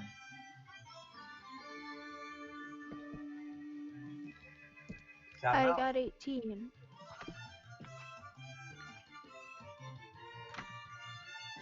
Uh, 10 to 15. 13.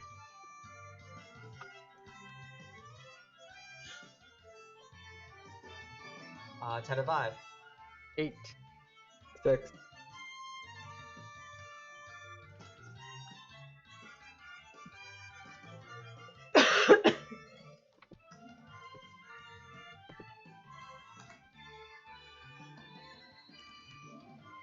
Yo, the map Alright, looks so cool. starting at the top of initiative, we have T. Okay. Thing is just looming, looking to pick a target. You are about 10 feet up a tree currently. Yo, the map looks really cool. Oh, so thank you. I drew a path and some mountains. But it looks cool. I Usually appreciate it. it's just halls, you know?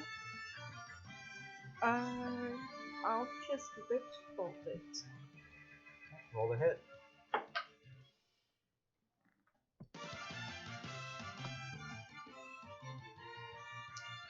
19? Yeah, 19. 19 hits. Cool. The North Pole deals lightning damage, right?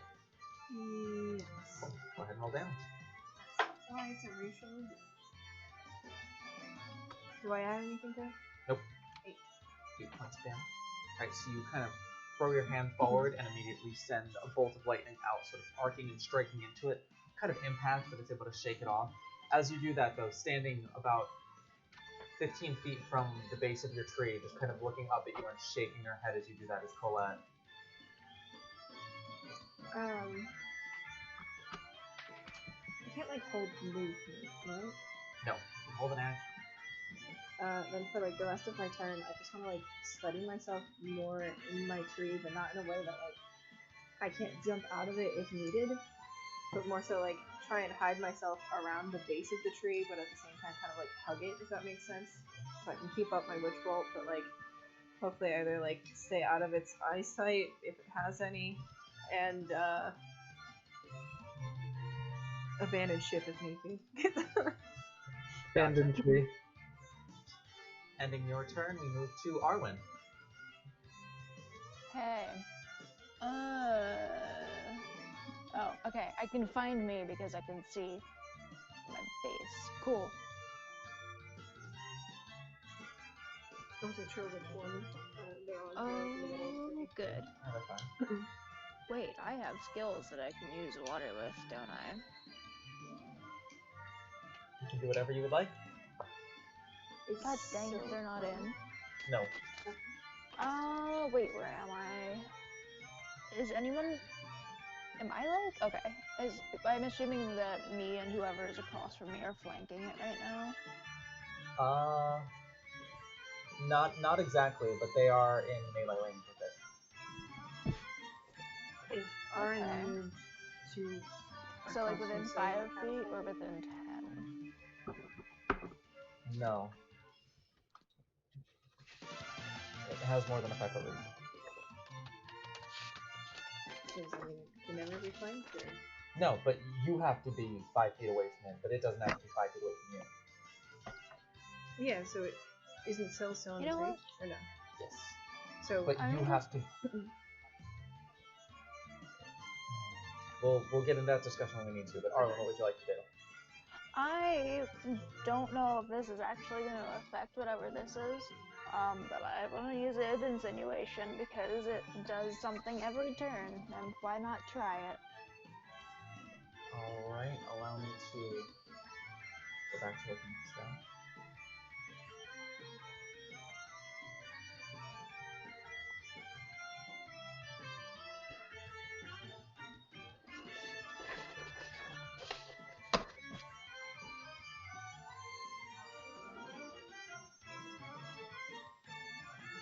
If you need more infos, it lasts a minute and it's a wisdom save.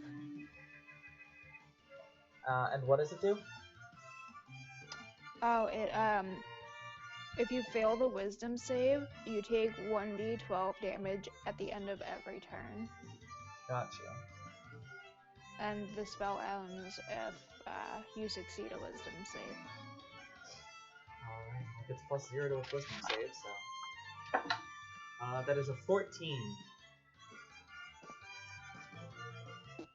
What is the DC? Oh, sorry, I thought it was 13, but I added 1 because I leveled up, so it's 14. Alright, meet it or beat it. So it succeeds on its wisdom save against you, just barely. God dang it. Why would you do this? I'm sorry, it's the dice. Great, I can do another thing, can't I? That was your action at least. You can still move and stuff. Yeah. Can I get closer to it? Like, very close to it? Like, up against it, almost? But Yes. behind it?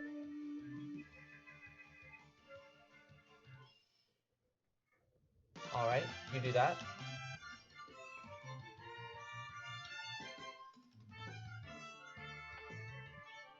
And, oh no, I can't do that because it did.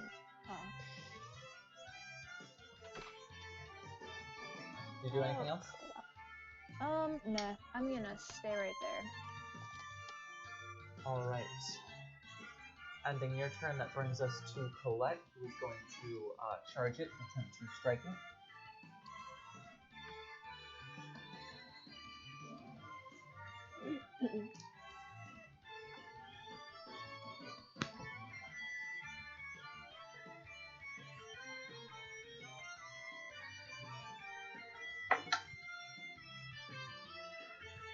She manages to hit with her rapier.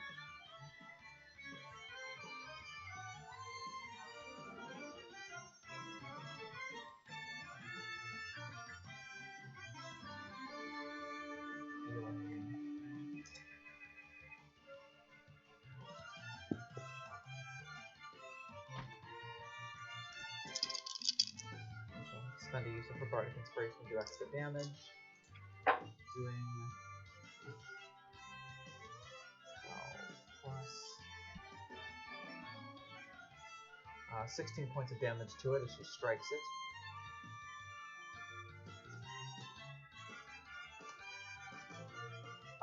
But you notice as she kind of stabs into it, the reddish orange, almost glowing spike that is nearest to her as she stabs in sort of just like pulses. As she takes 11 points of fire damage from just the absolute furnace that is the inside of this creature. Christ. She kind of like pulls back her, like, you can see like the mild burns on like her forearm and her hand as she kind of like pulls away real quick. Fen, that brings us to you. Oh boy. So does it seem like my horse can walk kind of normally now? Yes. Would I be able to move my horse, say, an additional 50 feet away and then get off of it and still, like, be able to attack? Or does that not kind of count because that would be mixing the horse's movement and my movement? I would say the horse could move 50 feet away, and then let me...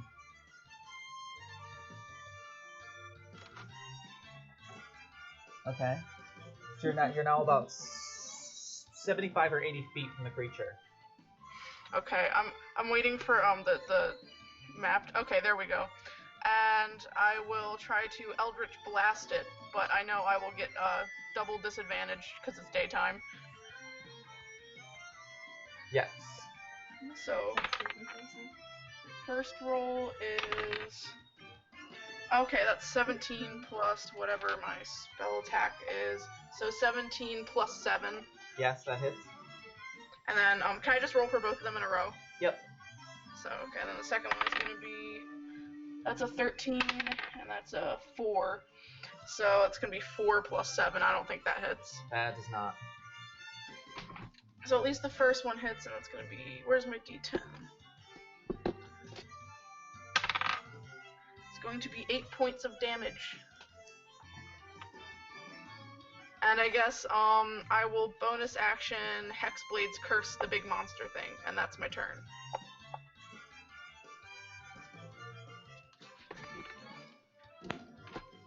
Alright, so on its turn, it is going to kind of like, after getting impacted by your, by both your Eldritch Blast and having its shadow sort of coalesce to it to keep it in place, it's going to shake free momentarily and dive head down straight back into the earth, completely disappearing underneath the ground, as you all feel the tremors beneath your feet once more. Do Arn and Colette get opportunity attacks? Yeah, you would both get opportunity attacks, Arwen and Colette, if you would like to. I get an opportunity attack because it goes where? Sorry. Colette does not hit. What? Get an opportunity attack because what? Sorry. It is diving below the earth. You can take an opportunity attack if you would like it. Oh, also sorry, Hexblade's curse doesn't work. I was too far. Gotcha. This thing is really hot inside, right? Yes. Would making it cold kill it faster, or would it have less effect? You have no idea. Cool. I want to try casting Snowball Storm on it. No, wait. You unfortunately is everyone... cannot do that yeah, as a everybody's reaction. on fire. Oh, I can't. Damn it. Oh well. I tried. You can do that on your next turn, but you can't do it as a reaction. Oh, that's fine. I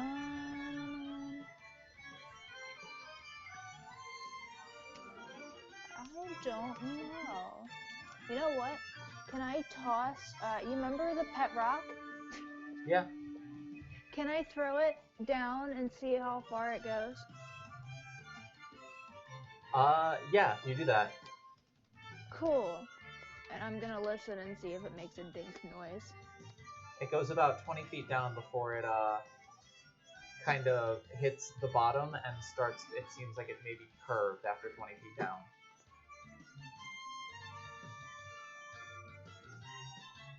But, that ends its turn. That brings us to Syl. Can I try my plan now? Because a hole? Because I don't know if the shadow might screw up its senses. Because it makes a lot of noise on the ground.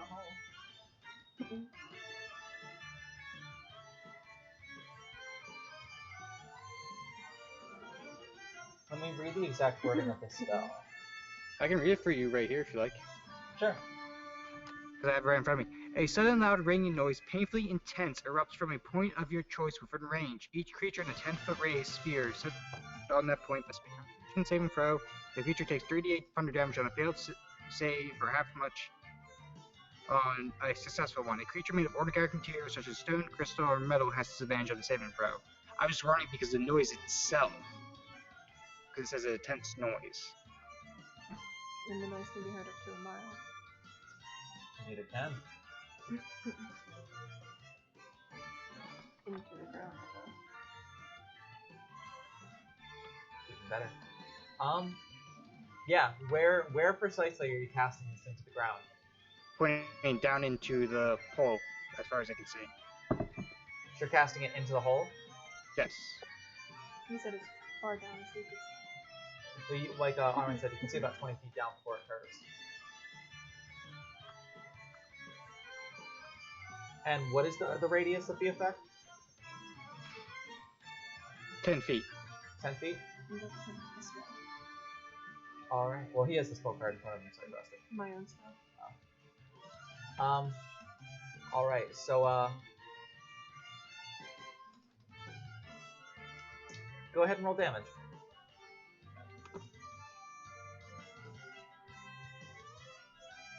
Okay. 14. 14? Alright, you cast it, and you can kind of hear, like, the cracking of stone and a very loud boom that just, like, echoes in the mountain pass. It's just like...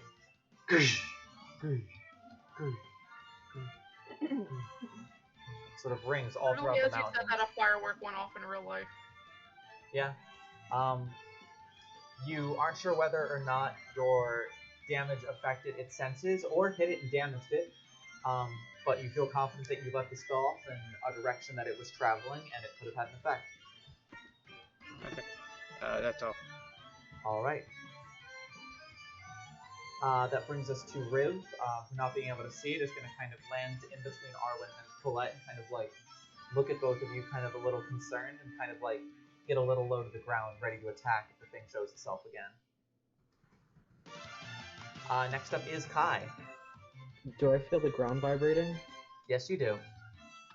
Does it seem like it's getting further away? Yes. Like, not as intense? Yeah, it's getting slightly weaker. I'll hold my action in case it comes back. Gotcha. What action are you saving?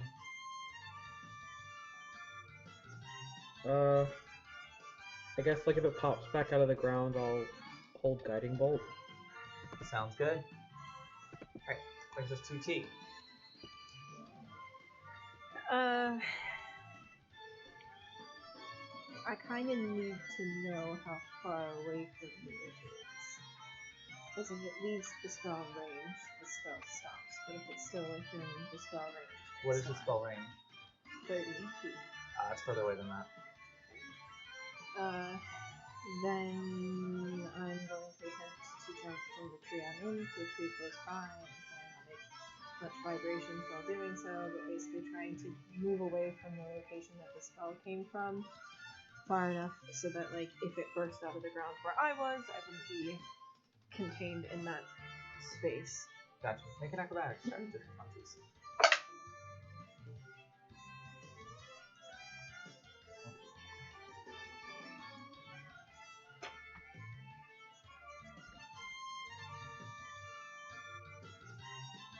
$26.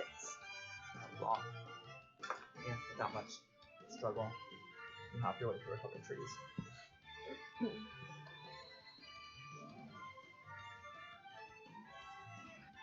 And I would have moved closer to this guy. Good catch. I just meant, like, I would have gone this way, not Yeah. like. Yeah, further that way. No, I think. Anything else? I guess. Yeah, I guess that's it.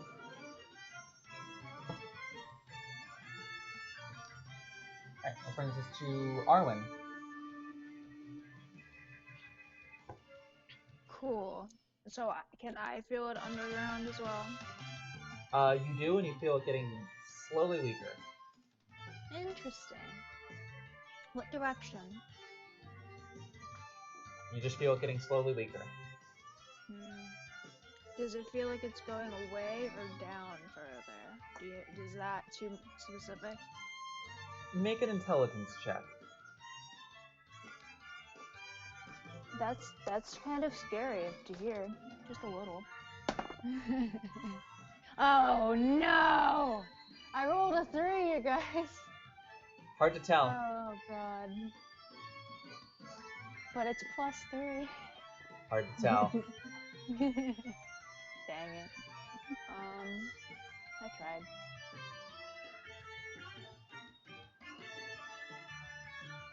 Oh god.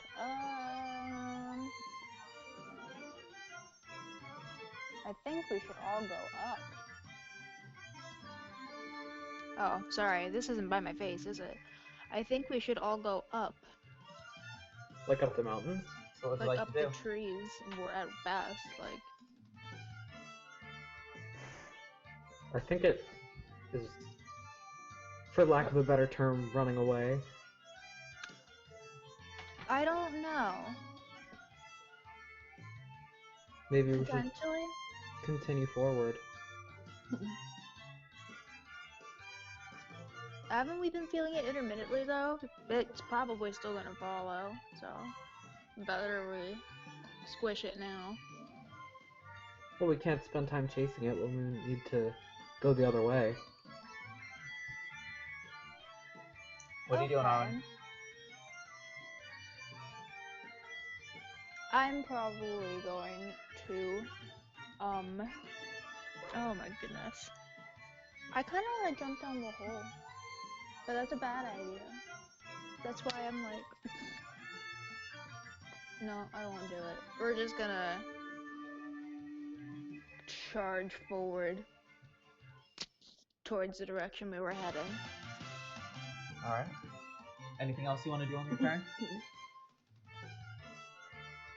Make sure my rock is in my pocket again. It is. Awesome! God, that's some cool magic. Did it just reappear in his pocket? Yeah, Yeah, that's what the pet rocks do. Just saying, you throw it, and then the next time you go to I have reach one for it in your too. pocket, it's there. And it Nice. has googly eyes. Ending I Arwen's don't know turn. what to do. I don't know what to do about this. It's so strange. Sorry. Ending Arwen's turn, we move to Colette, who's going to move around the other side of the hole and kind of position herself in between Syl and Arwen, kind of like readying herself if it pops up somewhere near her. Next up is Fen. Okay, is it possible for me to hold my... Hold your what now? Bless you. Her tongue. Oh, sorry, is it possible for me to hold my whole turn? You can hold an action. Alright then. So... I'm going to smack the horse on the hindquarters so maybe it, like, runs away because I don't want it to get eaten. Gotcha. And then I will... Let me, I guess also dismount the horse. No, she already dismounted. Oh, I was already off it. I'm smacking its ass, but still on it. Let's get out of here! And I will... Can I do my bonus action and then still hold my action, or no? Yeah. Okay, so I will bonus action Misty Step. Use like the charge from my sword to Misty Step towards the mountains, opposite of T. 30 feet. Because I'm hoping maybe it like won't sense my vibrations if I just go thunk. And then, can I hold my action for, what's that called? Eldritch Blast, or will I have to use like a physical weapon since I used the charge for my weapon? No, you can hold Eldritch Blast if you'd like. Yeah, and then I'll hold my action for Eldritch Blast for when the centipede thingy pops up out of the ground. Alright. Ending your turn. And that is my turn. We move to its turn. Fen, Yeah. you are the only one who feels the vibrations get stronger and stronger and stronger until Oh. the ground just sort of breaks beneath your feet as it just impacts the soles of your feet, throwing you up in the air and attempting to grab you in its jaw. I'm going to die. That is...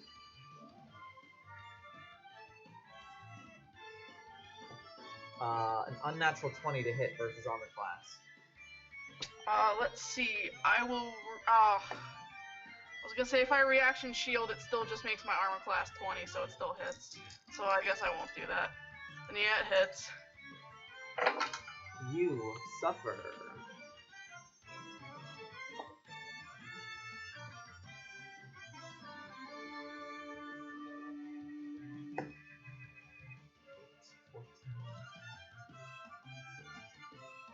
Uh, 18 points of piercing damage Ooh, and 7 points of fire damage. ouch. I'm still kicking at least. You can also unleash your Eldritch Blast at disadvantage if you would like. Yeah, I mean, might as well. You are also technically grappled. Okay. So 14 and an 18, so I know that plus 7 will hit. And then an 11 and another 11. So does 18 hit? Yes. Okay, so they both hit. It's gonna be the first beam deals 6 points of damage, and the second beam deals 10 points of damage. Nice. And I'm ouchie. You see Fen blast this twice as it like knocks him into the air, and his jaw just clamped down on his midsection. He's like half in, half out of its mouth. And it's just, like, I'm screaming. Up I'm next is casting going Shatter to- with my voice. Actually, Kai, you also get to take your turn now because you're holding your action. Yup. Fire. Oh my god, help me! Yeah, fire off some guiding bolts.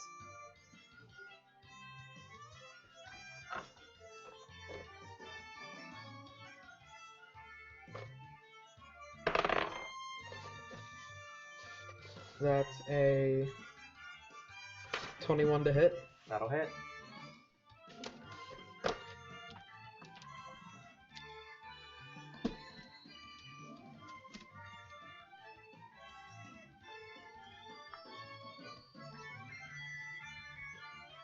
Sorry, I need to find a d6.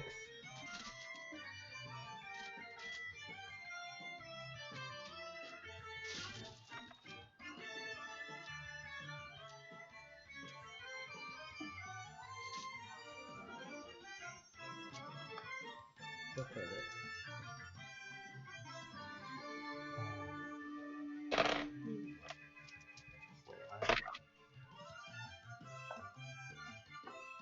That's gonna be...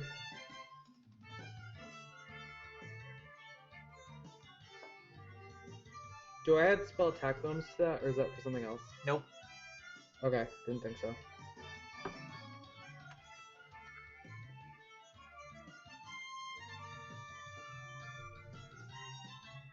That's gonna be 15 points of radiant damage. Cool. And it is now glowing for the next person who tries to attack it. Alright, so it is now Syl, your turn. It's the Twitch is active for the map, right? Yes. Yes. I would like to shoot this thing with my bow. Go for it. Roll the hit. I doubt a 12 is gonna hit. What was the total? 12. No. Strikes off the side of it, kind of bounces off of its rather hard, scaly exterior. That's it. Nothing else? Yeah. Alright. That brings us to Riv.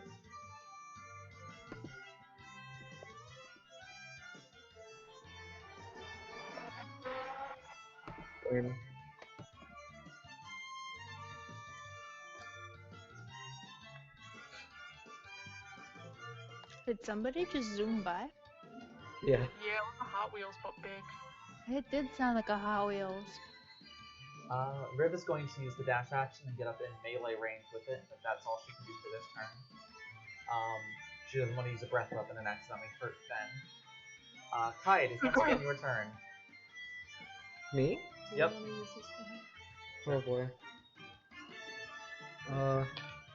There. How high is Fen off the ground?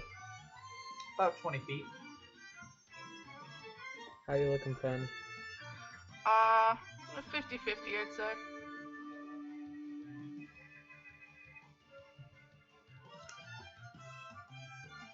How's the centipede guy looking? Starting to show some wear and tear. Let me think.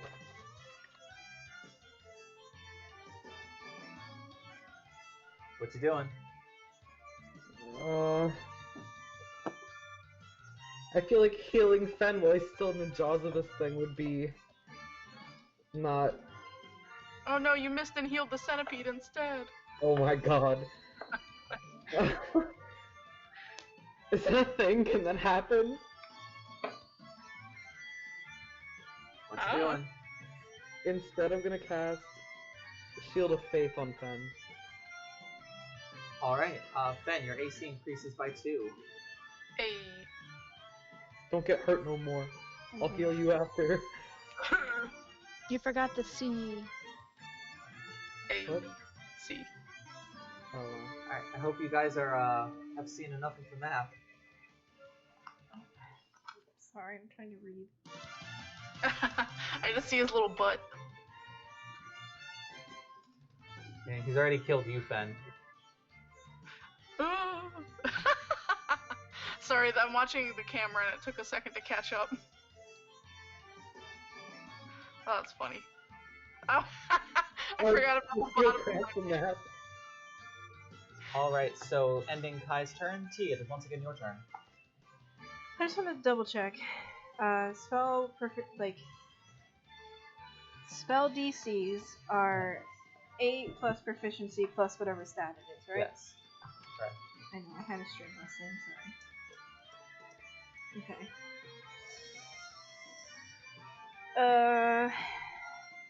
Yeah, I'm just gonna rush to it.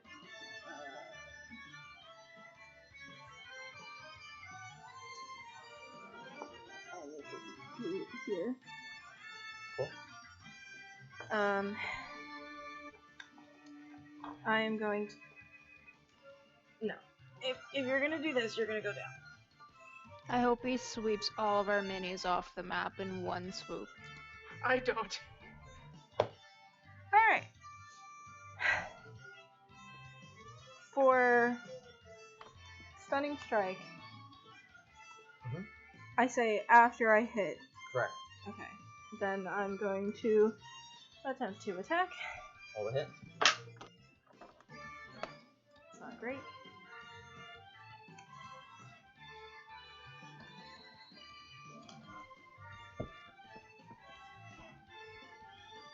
$16. That hits. Okay. Roll Then, damage. yeah, and I'm gonna make it a stunning strike. Gotcha. Is that a con save? That. Yes, must succeed on a con saving throw or be stunned. Okay, that's better. Bruh.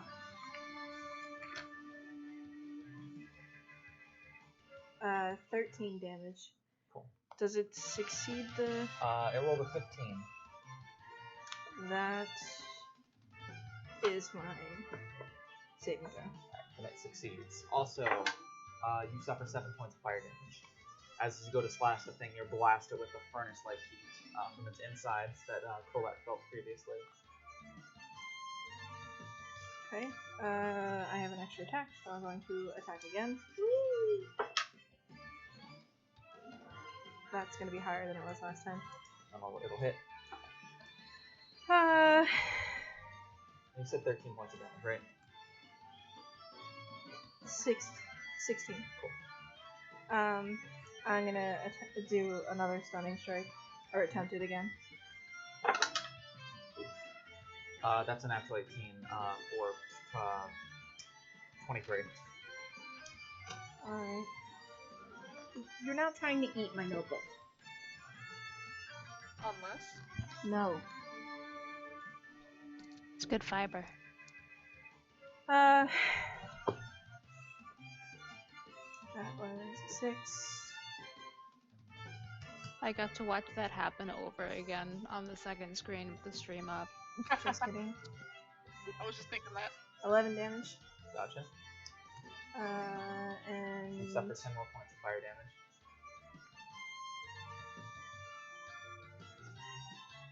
no.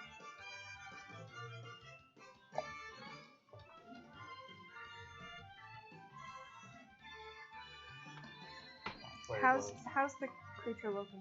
It's looking pretty hurt. When I say bloodied or no? Yeah, absolutely bloody. It's looking pretty hurt. Screw it now. Flurry of blows. Yeah, spend all those key points on one turn. And I roll them both at the same time. Sure. We've got a natural 13 and a natural 18. Gotcha. They both hit, right? Yes. And it's now a d6.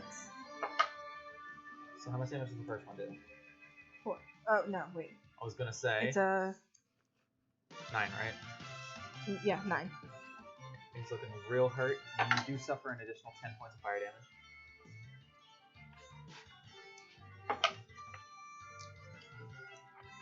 Seven. Alright. You suffer. Wow, I literally rolled 4 and 6 so many times in a row. You suffer an additional 10 points of fire damage. That said, more importantly, how do you want to do this? It's... Keep in mind, it's like 20 feet up in the air, just like Fenn is just like. Yep, he's just screaming. Yeah. Can I, like... I imagine I was just, like, wailing on the same point, so could Yeah. I, like, decapitate it? Yeah, you're able to cut right through it, and as you cut right through it, some of the blood actually like spatters out onto your arms, so like your exposed parts of your arms, and as soon as it does, it hits your arms, it just like it's just like burning through your skin, and you have to kind of like lean down real quick to like wipe your arms off of the snow. But that takes us out of initiative. I'll run over to Fen and T and I don't know how many people are hurt. Was it just them or was it also Colette? Oh, I'm more than bloodied. T and Colette both have some nasty burns, and Fen has some pretty nasty bites. Alright, I'll kind of like gather them together and then sit down and cast Prayer of Healing. 10 under bloodied. 17 hit points left. Alright, go ahead, as you guys take 10 minutes to do this, go ahead and roll your healing, Kai. Can I cast it at a 3rd level? Yeah, that is 3d8 plus your spellcasting modifier plus one of your Soul of the Eternum dice.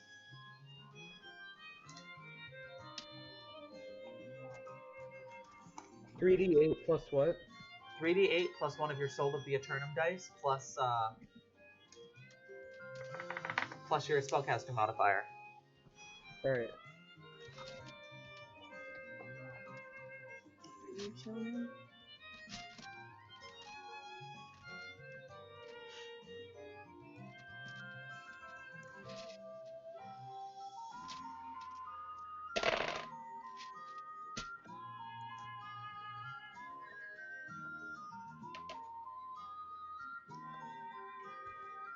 I'll toss a gold Kai's way as well once he's done.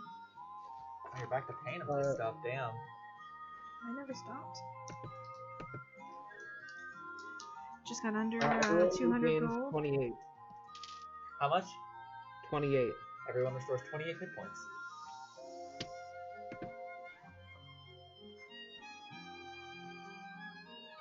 Alright.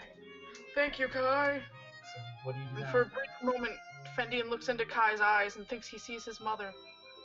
What? I don't know. I don't know if you Dramatic. heard or not, Ash, but T gives Kai 1 gold. Validation!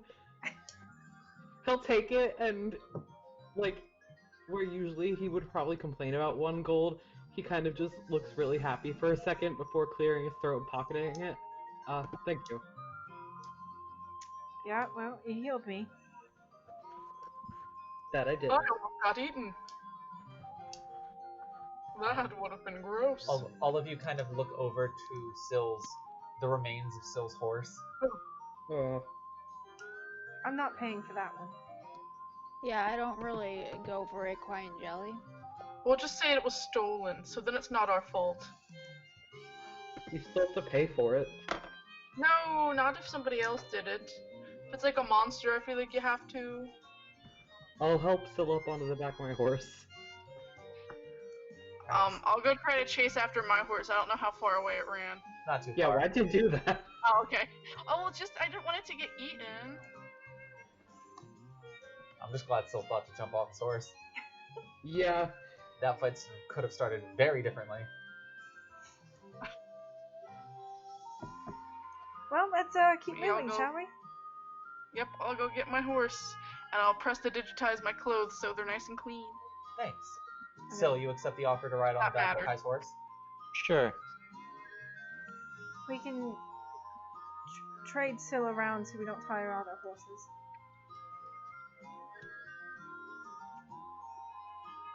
Fine by me. You know, I knew it was going to be one of those big bastards. I just knew it. We couldn't really do anything about it until it came out of the ground, so... Unfortunately.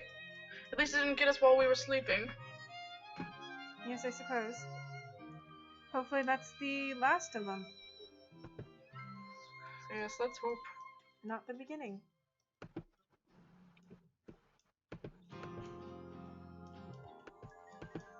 That was foreboding. Please don't say things like that. So what are you all doing now? I would say just Getting the pressing hell out of on here. for the rest of the day. So the day comes to a close, night approaches. You're able to kind of see in the last bits of daylight, maybe like a mile and a half further around this mountain pass, it kind of opens up to a cave. So this appears to be your last night of travel.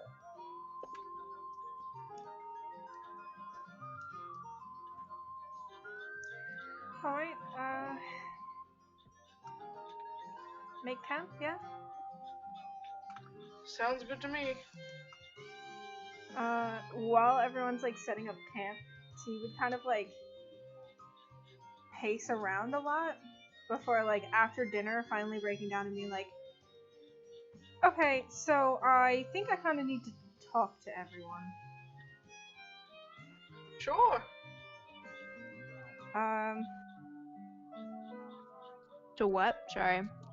I need to sort of share a couple of things course. That'd be appreciated.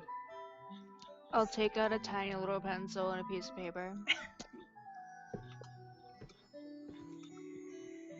Okay, so I guess for starters, I should share. Well, one of you already knows all of this, so you can fuck off if you don't want to sit here. But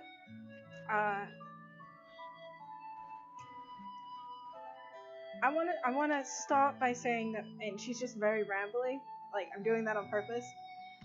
I want to start by saying I didn't tell you because I didn't want you to think any differently of me or think that I was doing it for selfish reasons, because I'm not. I swear I'm not. Let me explain everything, and she'll just... And she'll take her necklace, which she's always wearing, and take it off, and reveal on the necklace is a silver ring. Gruff is actually my husband. Oh. Indian fakes being shocked. And then winks. I don't know why, but I don't remember ever hearing the guy's name, and I couldn't hear what his name was just now. Gruff. Gruff. Okay, I'm sorry. I don't know why. The guy on the poster. I know, for some reason I could not remember ever hearing his name. So, Gruff and I were a part of the guard at the monastery that we lived. It was a specialized branch called the Rescue Guard, and essentially that's what we did. We would leave the village and go and rescue people that needed help. And there was a time after we had gotten married that I couldn't go on missions.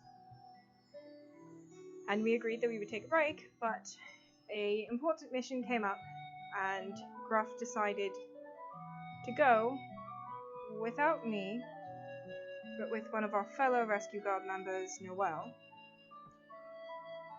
And they never came back.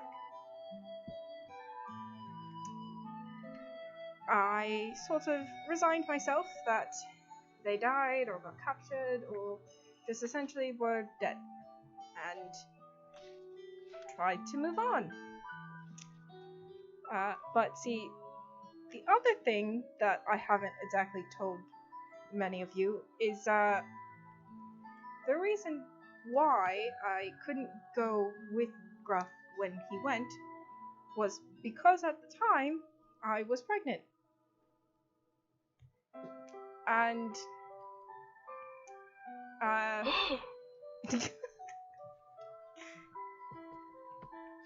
Another wink. our daughter unfortunately has my stubbornness, and for her 5th birthday she insisted that I go out and look for her father. She decided that he couldn't be dead no matter what I thought, and that she wanted me to go find him, whatever it took. So I did. And, you know, all the stuff that's happened since I've left and joined up with you lot and everything. But, my daughter's name is Rose Lily. And she's the one that the guild kidnapped the night of the ball. And, so, if you see a child during the fighting,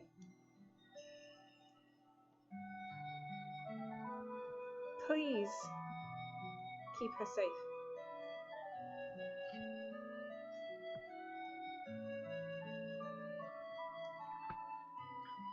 Yeah. Don't worry, T, we will. When you look a little teary-eyed, he's like, it was so hard having to pretend it was your sister. My god. Oh, Yeah, we made a joke if you're like, Ethan, you knew all you did. along. I mean, just kidding. I just gentleman's intuition, you could say. Fen figured it out while we were sailing and still By read accident, I might the add. letters that I keep in my bag, and they sort of explain everything that I just said.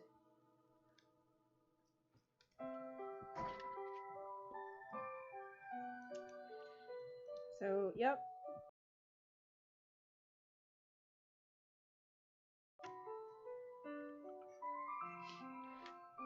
Cool. Just let that awkward silence hang. I know, right? I was a little surprised T's a mom Wow, too. T got laid. Probably more than you, child. I'm just kidding. Oh, Kai, you can't just Oh. say that. I'll Ouch. smack him upside the back What I of the meant to head. say was we'll keep her safe. What? Kai said we'll keep her safe. Oh. Chloe would kind of turn to you. So, she ticks the child box. Does she also possess arcane abilities? She didn't have any when I left. But Do you know it's going on over a year since I've seen her. Do you know if she has any now? Not that I've been reported, though. She did escape somehow, so maybe. I don't know.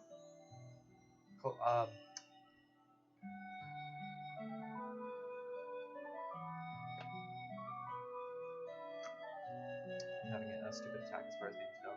Lumina did report to you how she got out. Alright. She, it appears, Misty stepped out of the gates of our town.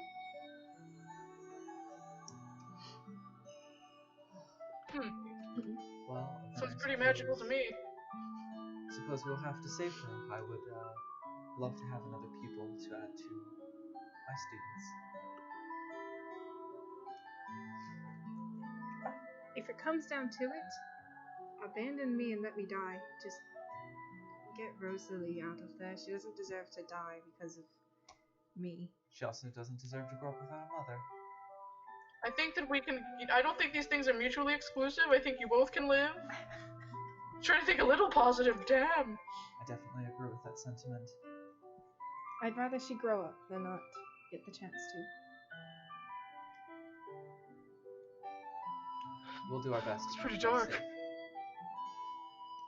That said, if Alright, this listen, is... stop thinking about all the sad, boo-boo, negative things, and think positive. We're gonna get through this. We're gonna get it done. We go in, we kill, we go in. So, we'll reference. Well, do keep in mind this is one of Chernobog's personal experiment facilities, so this is most likely going to be no easy extract.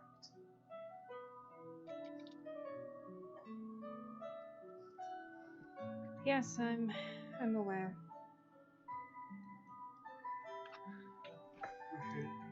Get some sleep. We'll need to be well prepared for the morning. Agreed. And with that, a restful, perhaps not so restful night of sleep finds you all. As upon morning's first light, you will find yourself awake, ready to... Do we get to fight another worm today? I sure hope not. Damn. Did you want to fight another worm? Yes. No! I wouldn't meant, like, the garden variety. I want to see what happens if I fire like Snowball into its mouth. You give it a free frozen treat. Maybe. I don't know. Would it freeze its insides? Would it have no effect because it's really hot? I don't know. I want to see what would happen.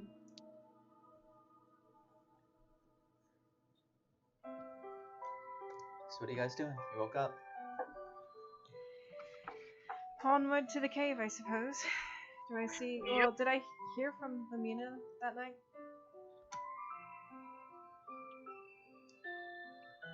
You would just hear tracking them through a system of caves.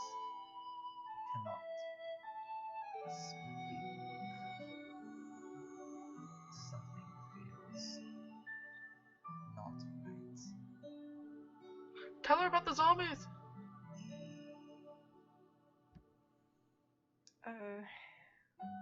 We reached mouth of cave. We'll enter tomorrow. Keep an eye out for monstrosities. They like to tinker with bodies, minds, and souls.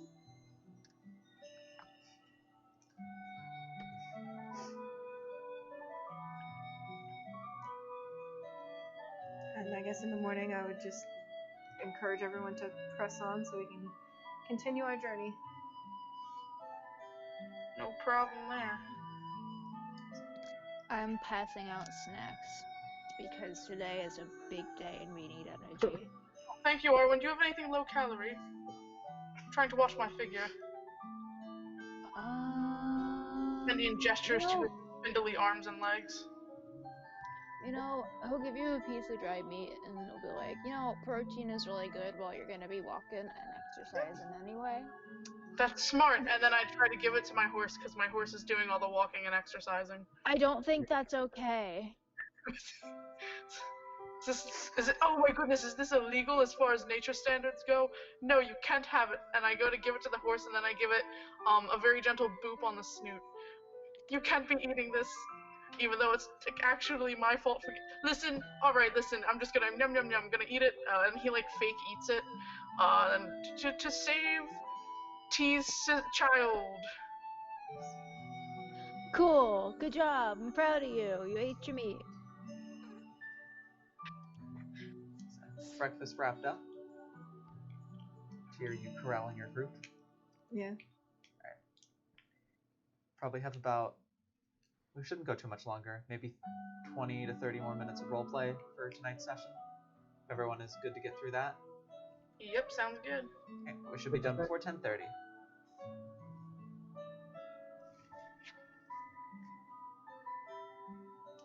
All right. So what are you doing, T?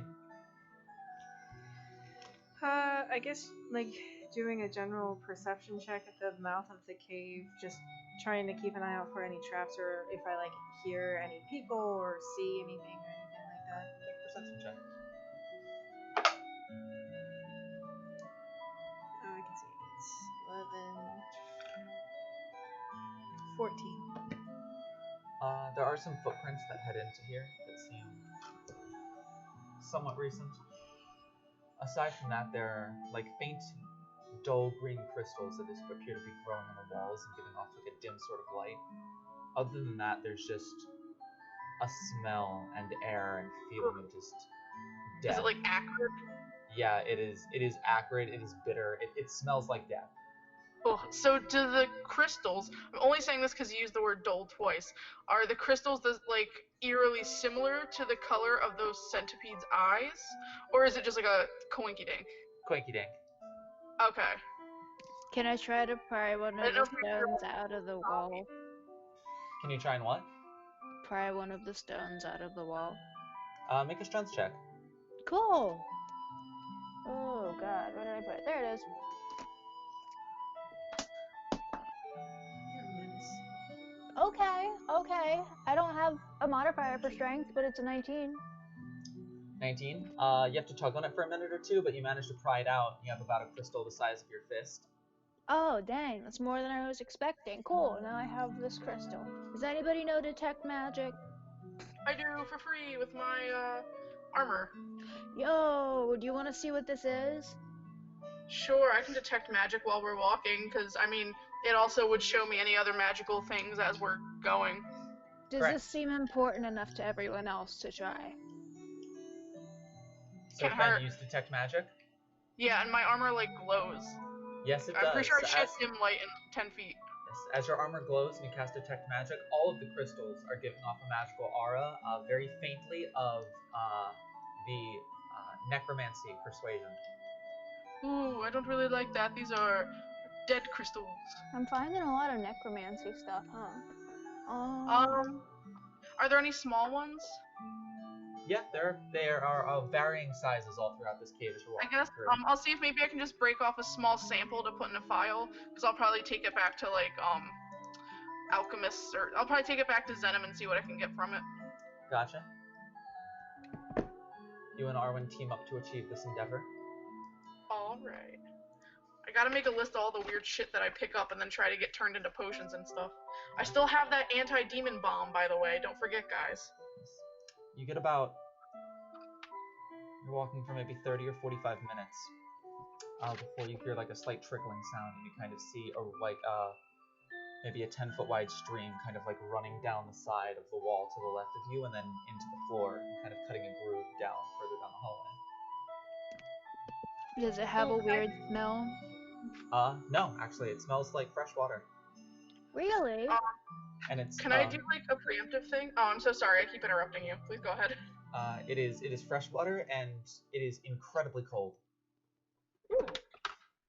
Refreshing. Can I do a preemptive thingy now? Sure. So I want to utilize one of my little magical dust ball things. I'm gonna yeet it on the ground. I forget what the numbers are, but you know the numbers. So it's a D8, right? That is correct. How long do they last? Till the next dawn. Oh, cool, cool. So that is a 5. I don't know what the 5 is. Let me check. I'm also checking.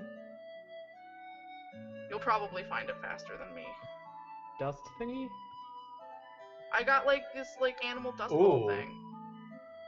5 is a panther. A panther. Oh, right, I remember these. That helps. It's That's black sexy. and very in the dark. Yeah. So you Alright, I'll throw pull it. the panther's back. You throw it on the ground, and it's about the same size as Riv, about 5 feet long, a medium-sized creature. But you throw it, and the dust ball immediately just expands, and there's now like a midnight black colored panther with just like bright yellow eyes, just kind of like standing next to you now, and kind of like walks like slowly, like struts up to you, Fen, before like running its head like along your hip, kind of like affectionately, and then kind of like curling around you and kind of walking next to you. Oh, my friend. This is a secret tool we're going to use later. That's such a cool looking kind of familiar / pet thing to have. And it changes every time depending on my role. Whoa, that's dope. Yeah, there's a bunch of them. But anyways, yeah, I just wanted to have whatever creature I could get out to help for when we inevitably run into trouble. Makes sense to me. Yeah, I would say we just keep pressing on, but like keeping an eye and ear out for like if we hear any like anything that's not like a natural phenomenon, since it's like water or like that kind of stuff. Cave sounds. Yeah.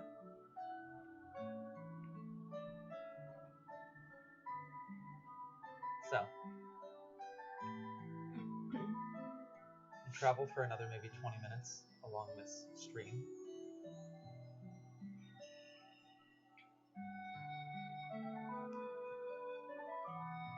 Is there anything in the stream?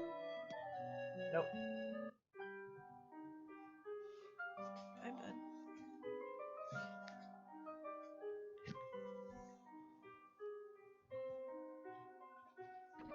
Before you see the cave open up into like a very large opening, and you can very faintly hear some voices kind of echoing off the stones. Ooh. Time to be stealthy. Can we make out what they're saying? Not quite yet. You're just able to hear it at this point. You're able to hear vibrations. This is the next day, right? Yes. Cool. Pass without trace. Cool. And then I would tell everyone to be quiet, in other words, stealth. Gotcha. Mm-hmm. So you add 10 to Excuse me. action. Gesundheit. Thanks, I couldn't mute in time. Riv rolls a 14. Colette rolls a 28.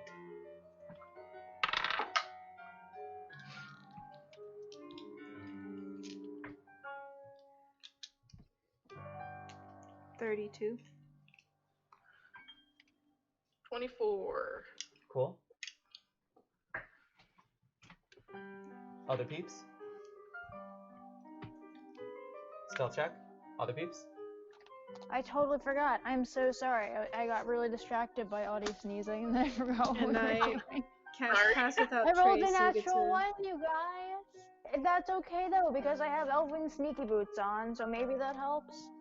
Yeah, I was going And to say you have advantage on your roll. Yeah, and you also get plus 10 because I cast a spell. Just don't roll another nat 1. Cool, then that's a 13. 13 total? No. Stealth? Yep. Stealth. Where is it? I can do this. I can read. Sorry, I don't remember where I put my glasses. That's an unnatural 20. So 30. Kai and Sil? I got 24. Gotcha. Kai and Cell. 19. Cool. Sorry, you said Kai and Sil, and I thought Kai and Fen. My bad. Okay. Cell, are you there? Estoy pooping. Pat. Buddy. Sorry, I couldn't help it. I guess he's away. Or he might be having trouble unmuting his mic again.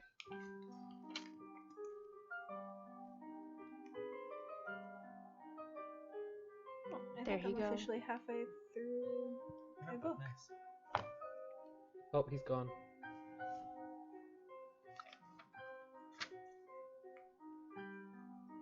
I will remember you. His internet crapped out. He's trying to reconnect. Alright, but with that, you all feel pretty confident in your sneaking abilities as you move along.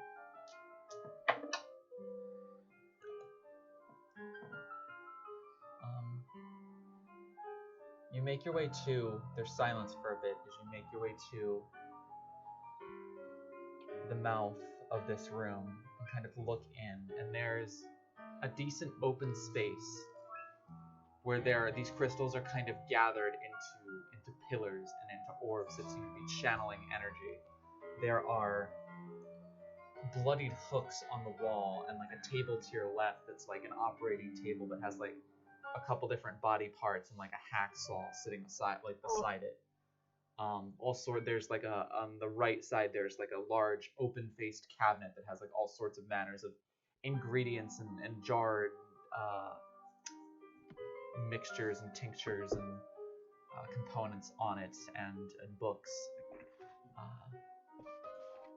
Hey, somebody's making dinner. And Oh, Arwen. the stream runs straight, and it seems to run under a half bridge, half altar sort of structure that has like a roof, before dropping off of like a cliff into like a mini waterfall. And you can see there's like further light coming from orbs and things. Hey, there's Pat. Coming from orbs down there that seem to be glowing pretty brightly. And as you make your way there, you hear a very familiar voice. I suggest you return to me the child and whoever else it is you have stolen before you go too far and do something that I will make you regret.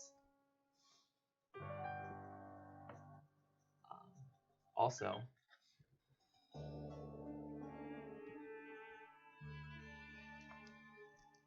sorry, Chernobog has his own theme. You hear a familiar voice that you remember hearing down in the basin. You stupid, stupid child. You will not live long enough to make me regret anything.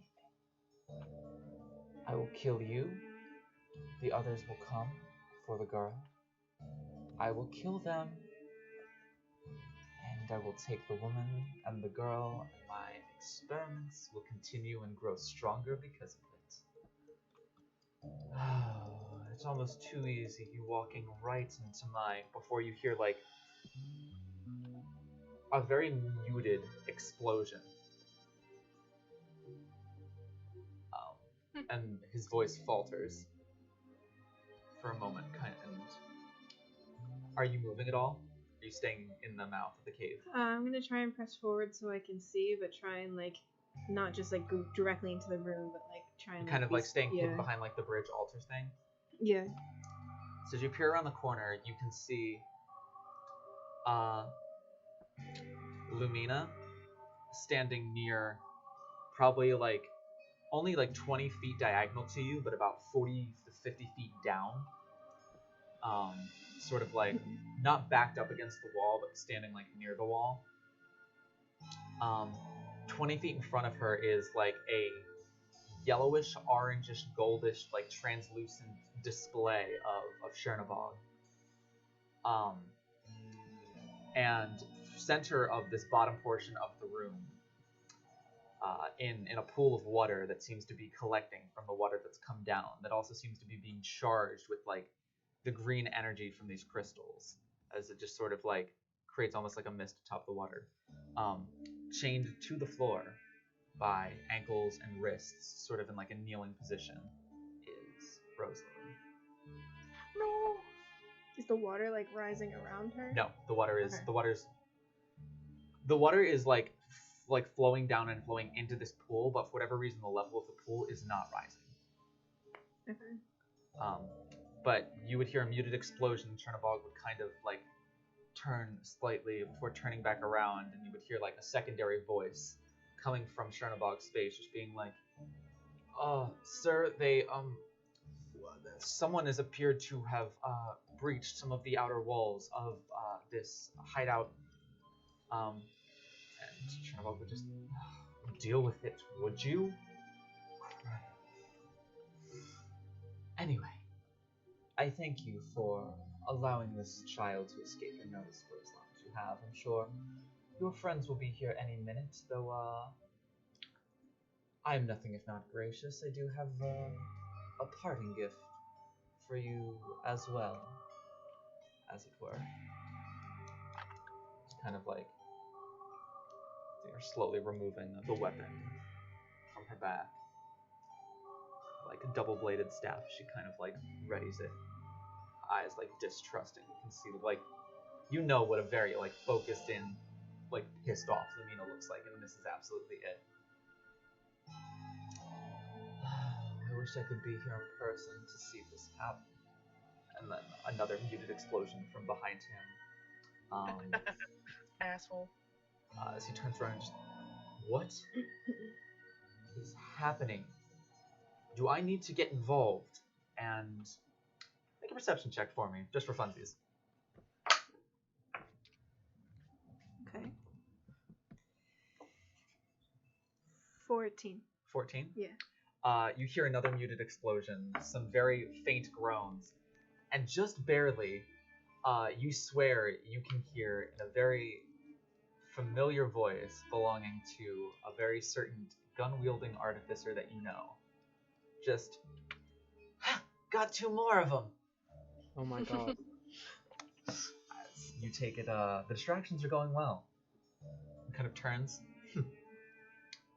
Well, it appears my presence is needed elsewhere, but I will not be required to do the job that is needed to be done here. Rook, Knight, deal with this for me. And, of course, you can give your own personal regards to my greatest creation to date, my piece de resistance, if you will.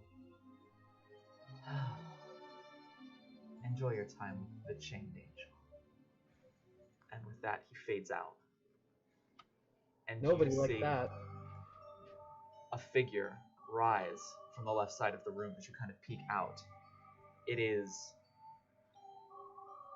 large, easily rising up 10, 15, 16, 17 feet tall, 10 feet by 10 feet wide as its base. It is bulbous in its main body, almost like a thorax, with like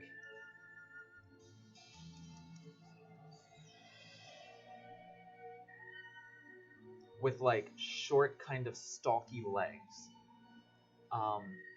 It sort of curves up and builds up into almost like a grotesque looking half construct, half monstrosity torso. And where the head would be, it kind of like just tapers off in like a sort of wraparound. And where the head would be, there is 3/4 of a humanoid figure sticking out. Arms sort of stretched longer than they should be, thicker than they should be naturally, holding a greatsword that is easily maybe 8.5 feet long. And you immediately recognize eyes like blacked, like no pupils, no nothing, just blacked over. Just an empty sort of anger look on the face. Noelle. Great. Oh, no.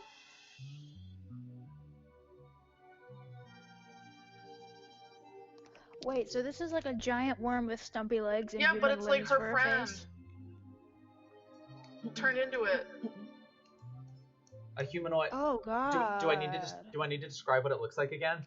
I don't think some of us are understanding what it is. So like, So, all right, it has like a large sort of like roundish cylindrical sort of base to it, almost like an abdomen and thorax. Think of like a baby with like stumpy legs that are holding it off the ground. It kind of curves up, almost in the way like a centaur's torso would. And as it curves up, it goes up and up until it's about 16 feet tall, and then kind of tapers where the head would be. So it's like a centaur with no head.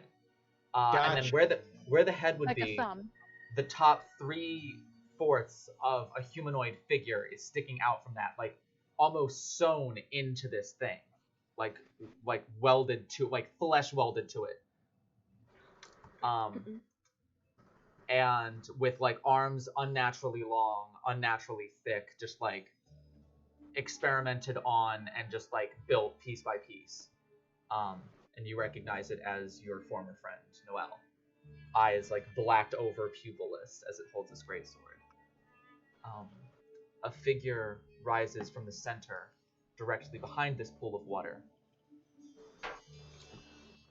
Crystalline stone forms its base, almost like just a rock, like a cliff, about almost, I would say, about 20 feet high.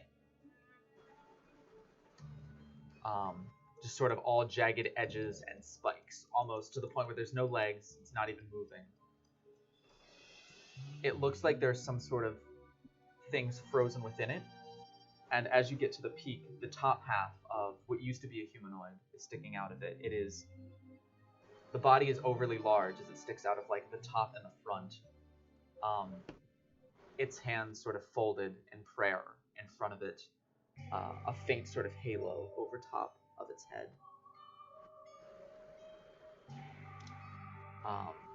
The torso is easily like 5 feet long, the head maybe 2 feet high, like it is enlarged. You immediately recognize this figure, though the last time you saw this face, it was headed over the side of a cliff. If you were there to witness that. Were you? Or was that before your time? it was before my time.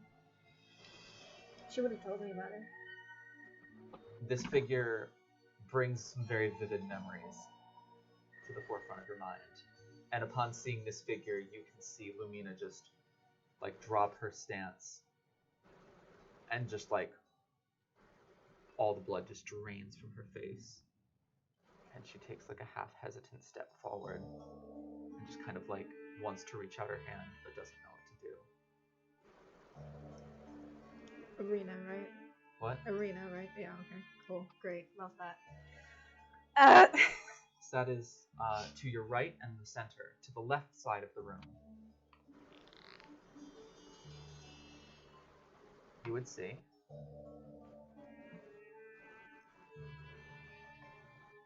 a large, almost silver, metallic-looking, scorpion-like creature with different arcs of energy coming off of it. But with a grotesque sort of growth on that runs from the small of its back all the way to the top of its head. As you are able to look closer, as it like skitters up into the light, like very unnaturally quick, just sort of like weaving its way in, almost blinking as it moves. You see there's a figure just fused and welded into its back and the back of its head and the top of its head, to the point where like half of its body is outside and half of the body appears to be inside. Like back first is inside, stomach out is outside of it. It's just like welded in, with arms still outstretched from the back. And as the scorpion kind of like lowers its head to read the situation, see the face, a very familiar half-orc face, Gruff, welded to this creature. Oh my god! Who? Sorry. What? Gruff. Oh, Bro. okay. God damn. Oh my god. Lumina, you hear ching, ching, ching, as Lumina drops her weapon and takes 2 steps forward and just raises her arm and just goes, no, please. It's either a trick or you must be in there somewhere. Please. I can't. Love.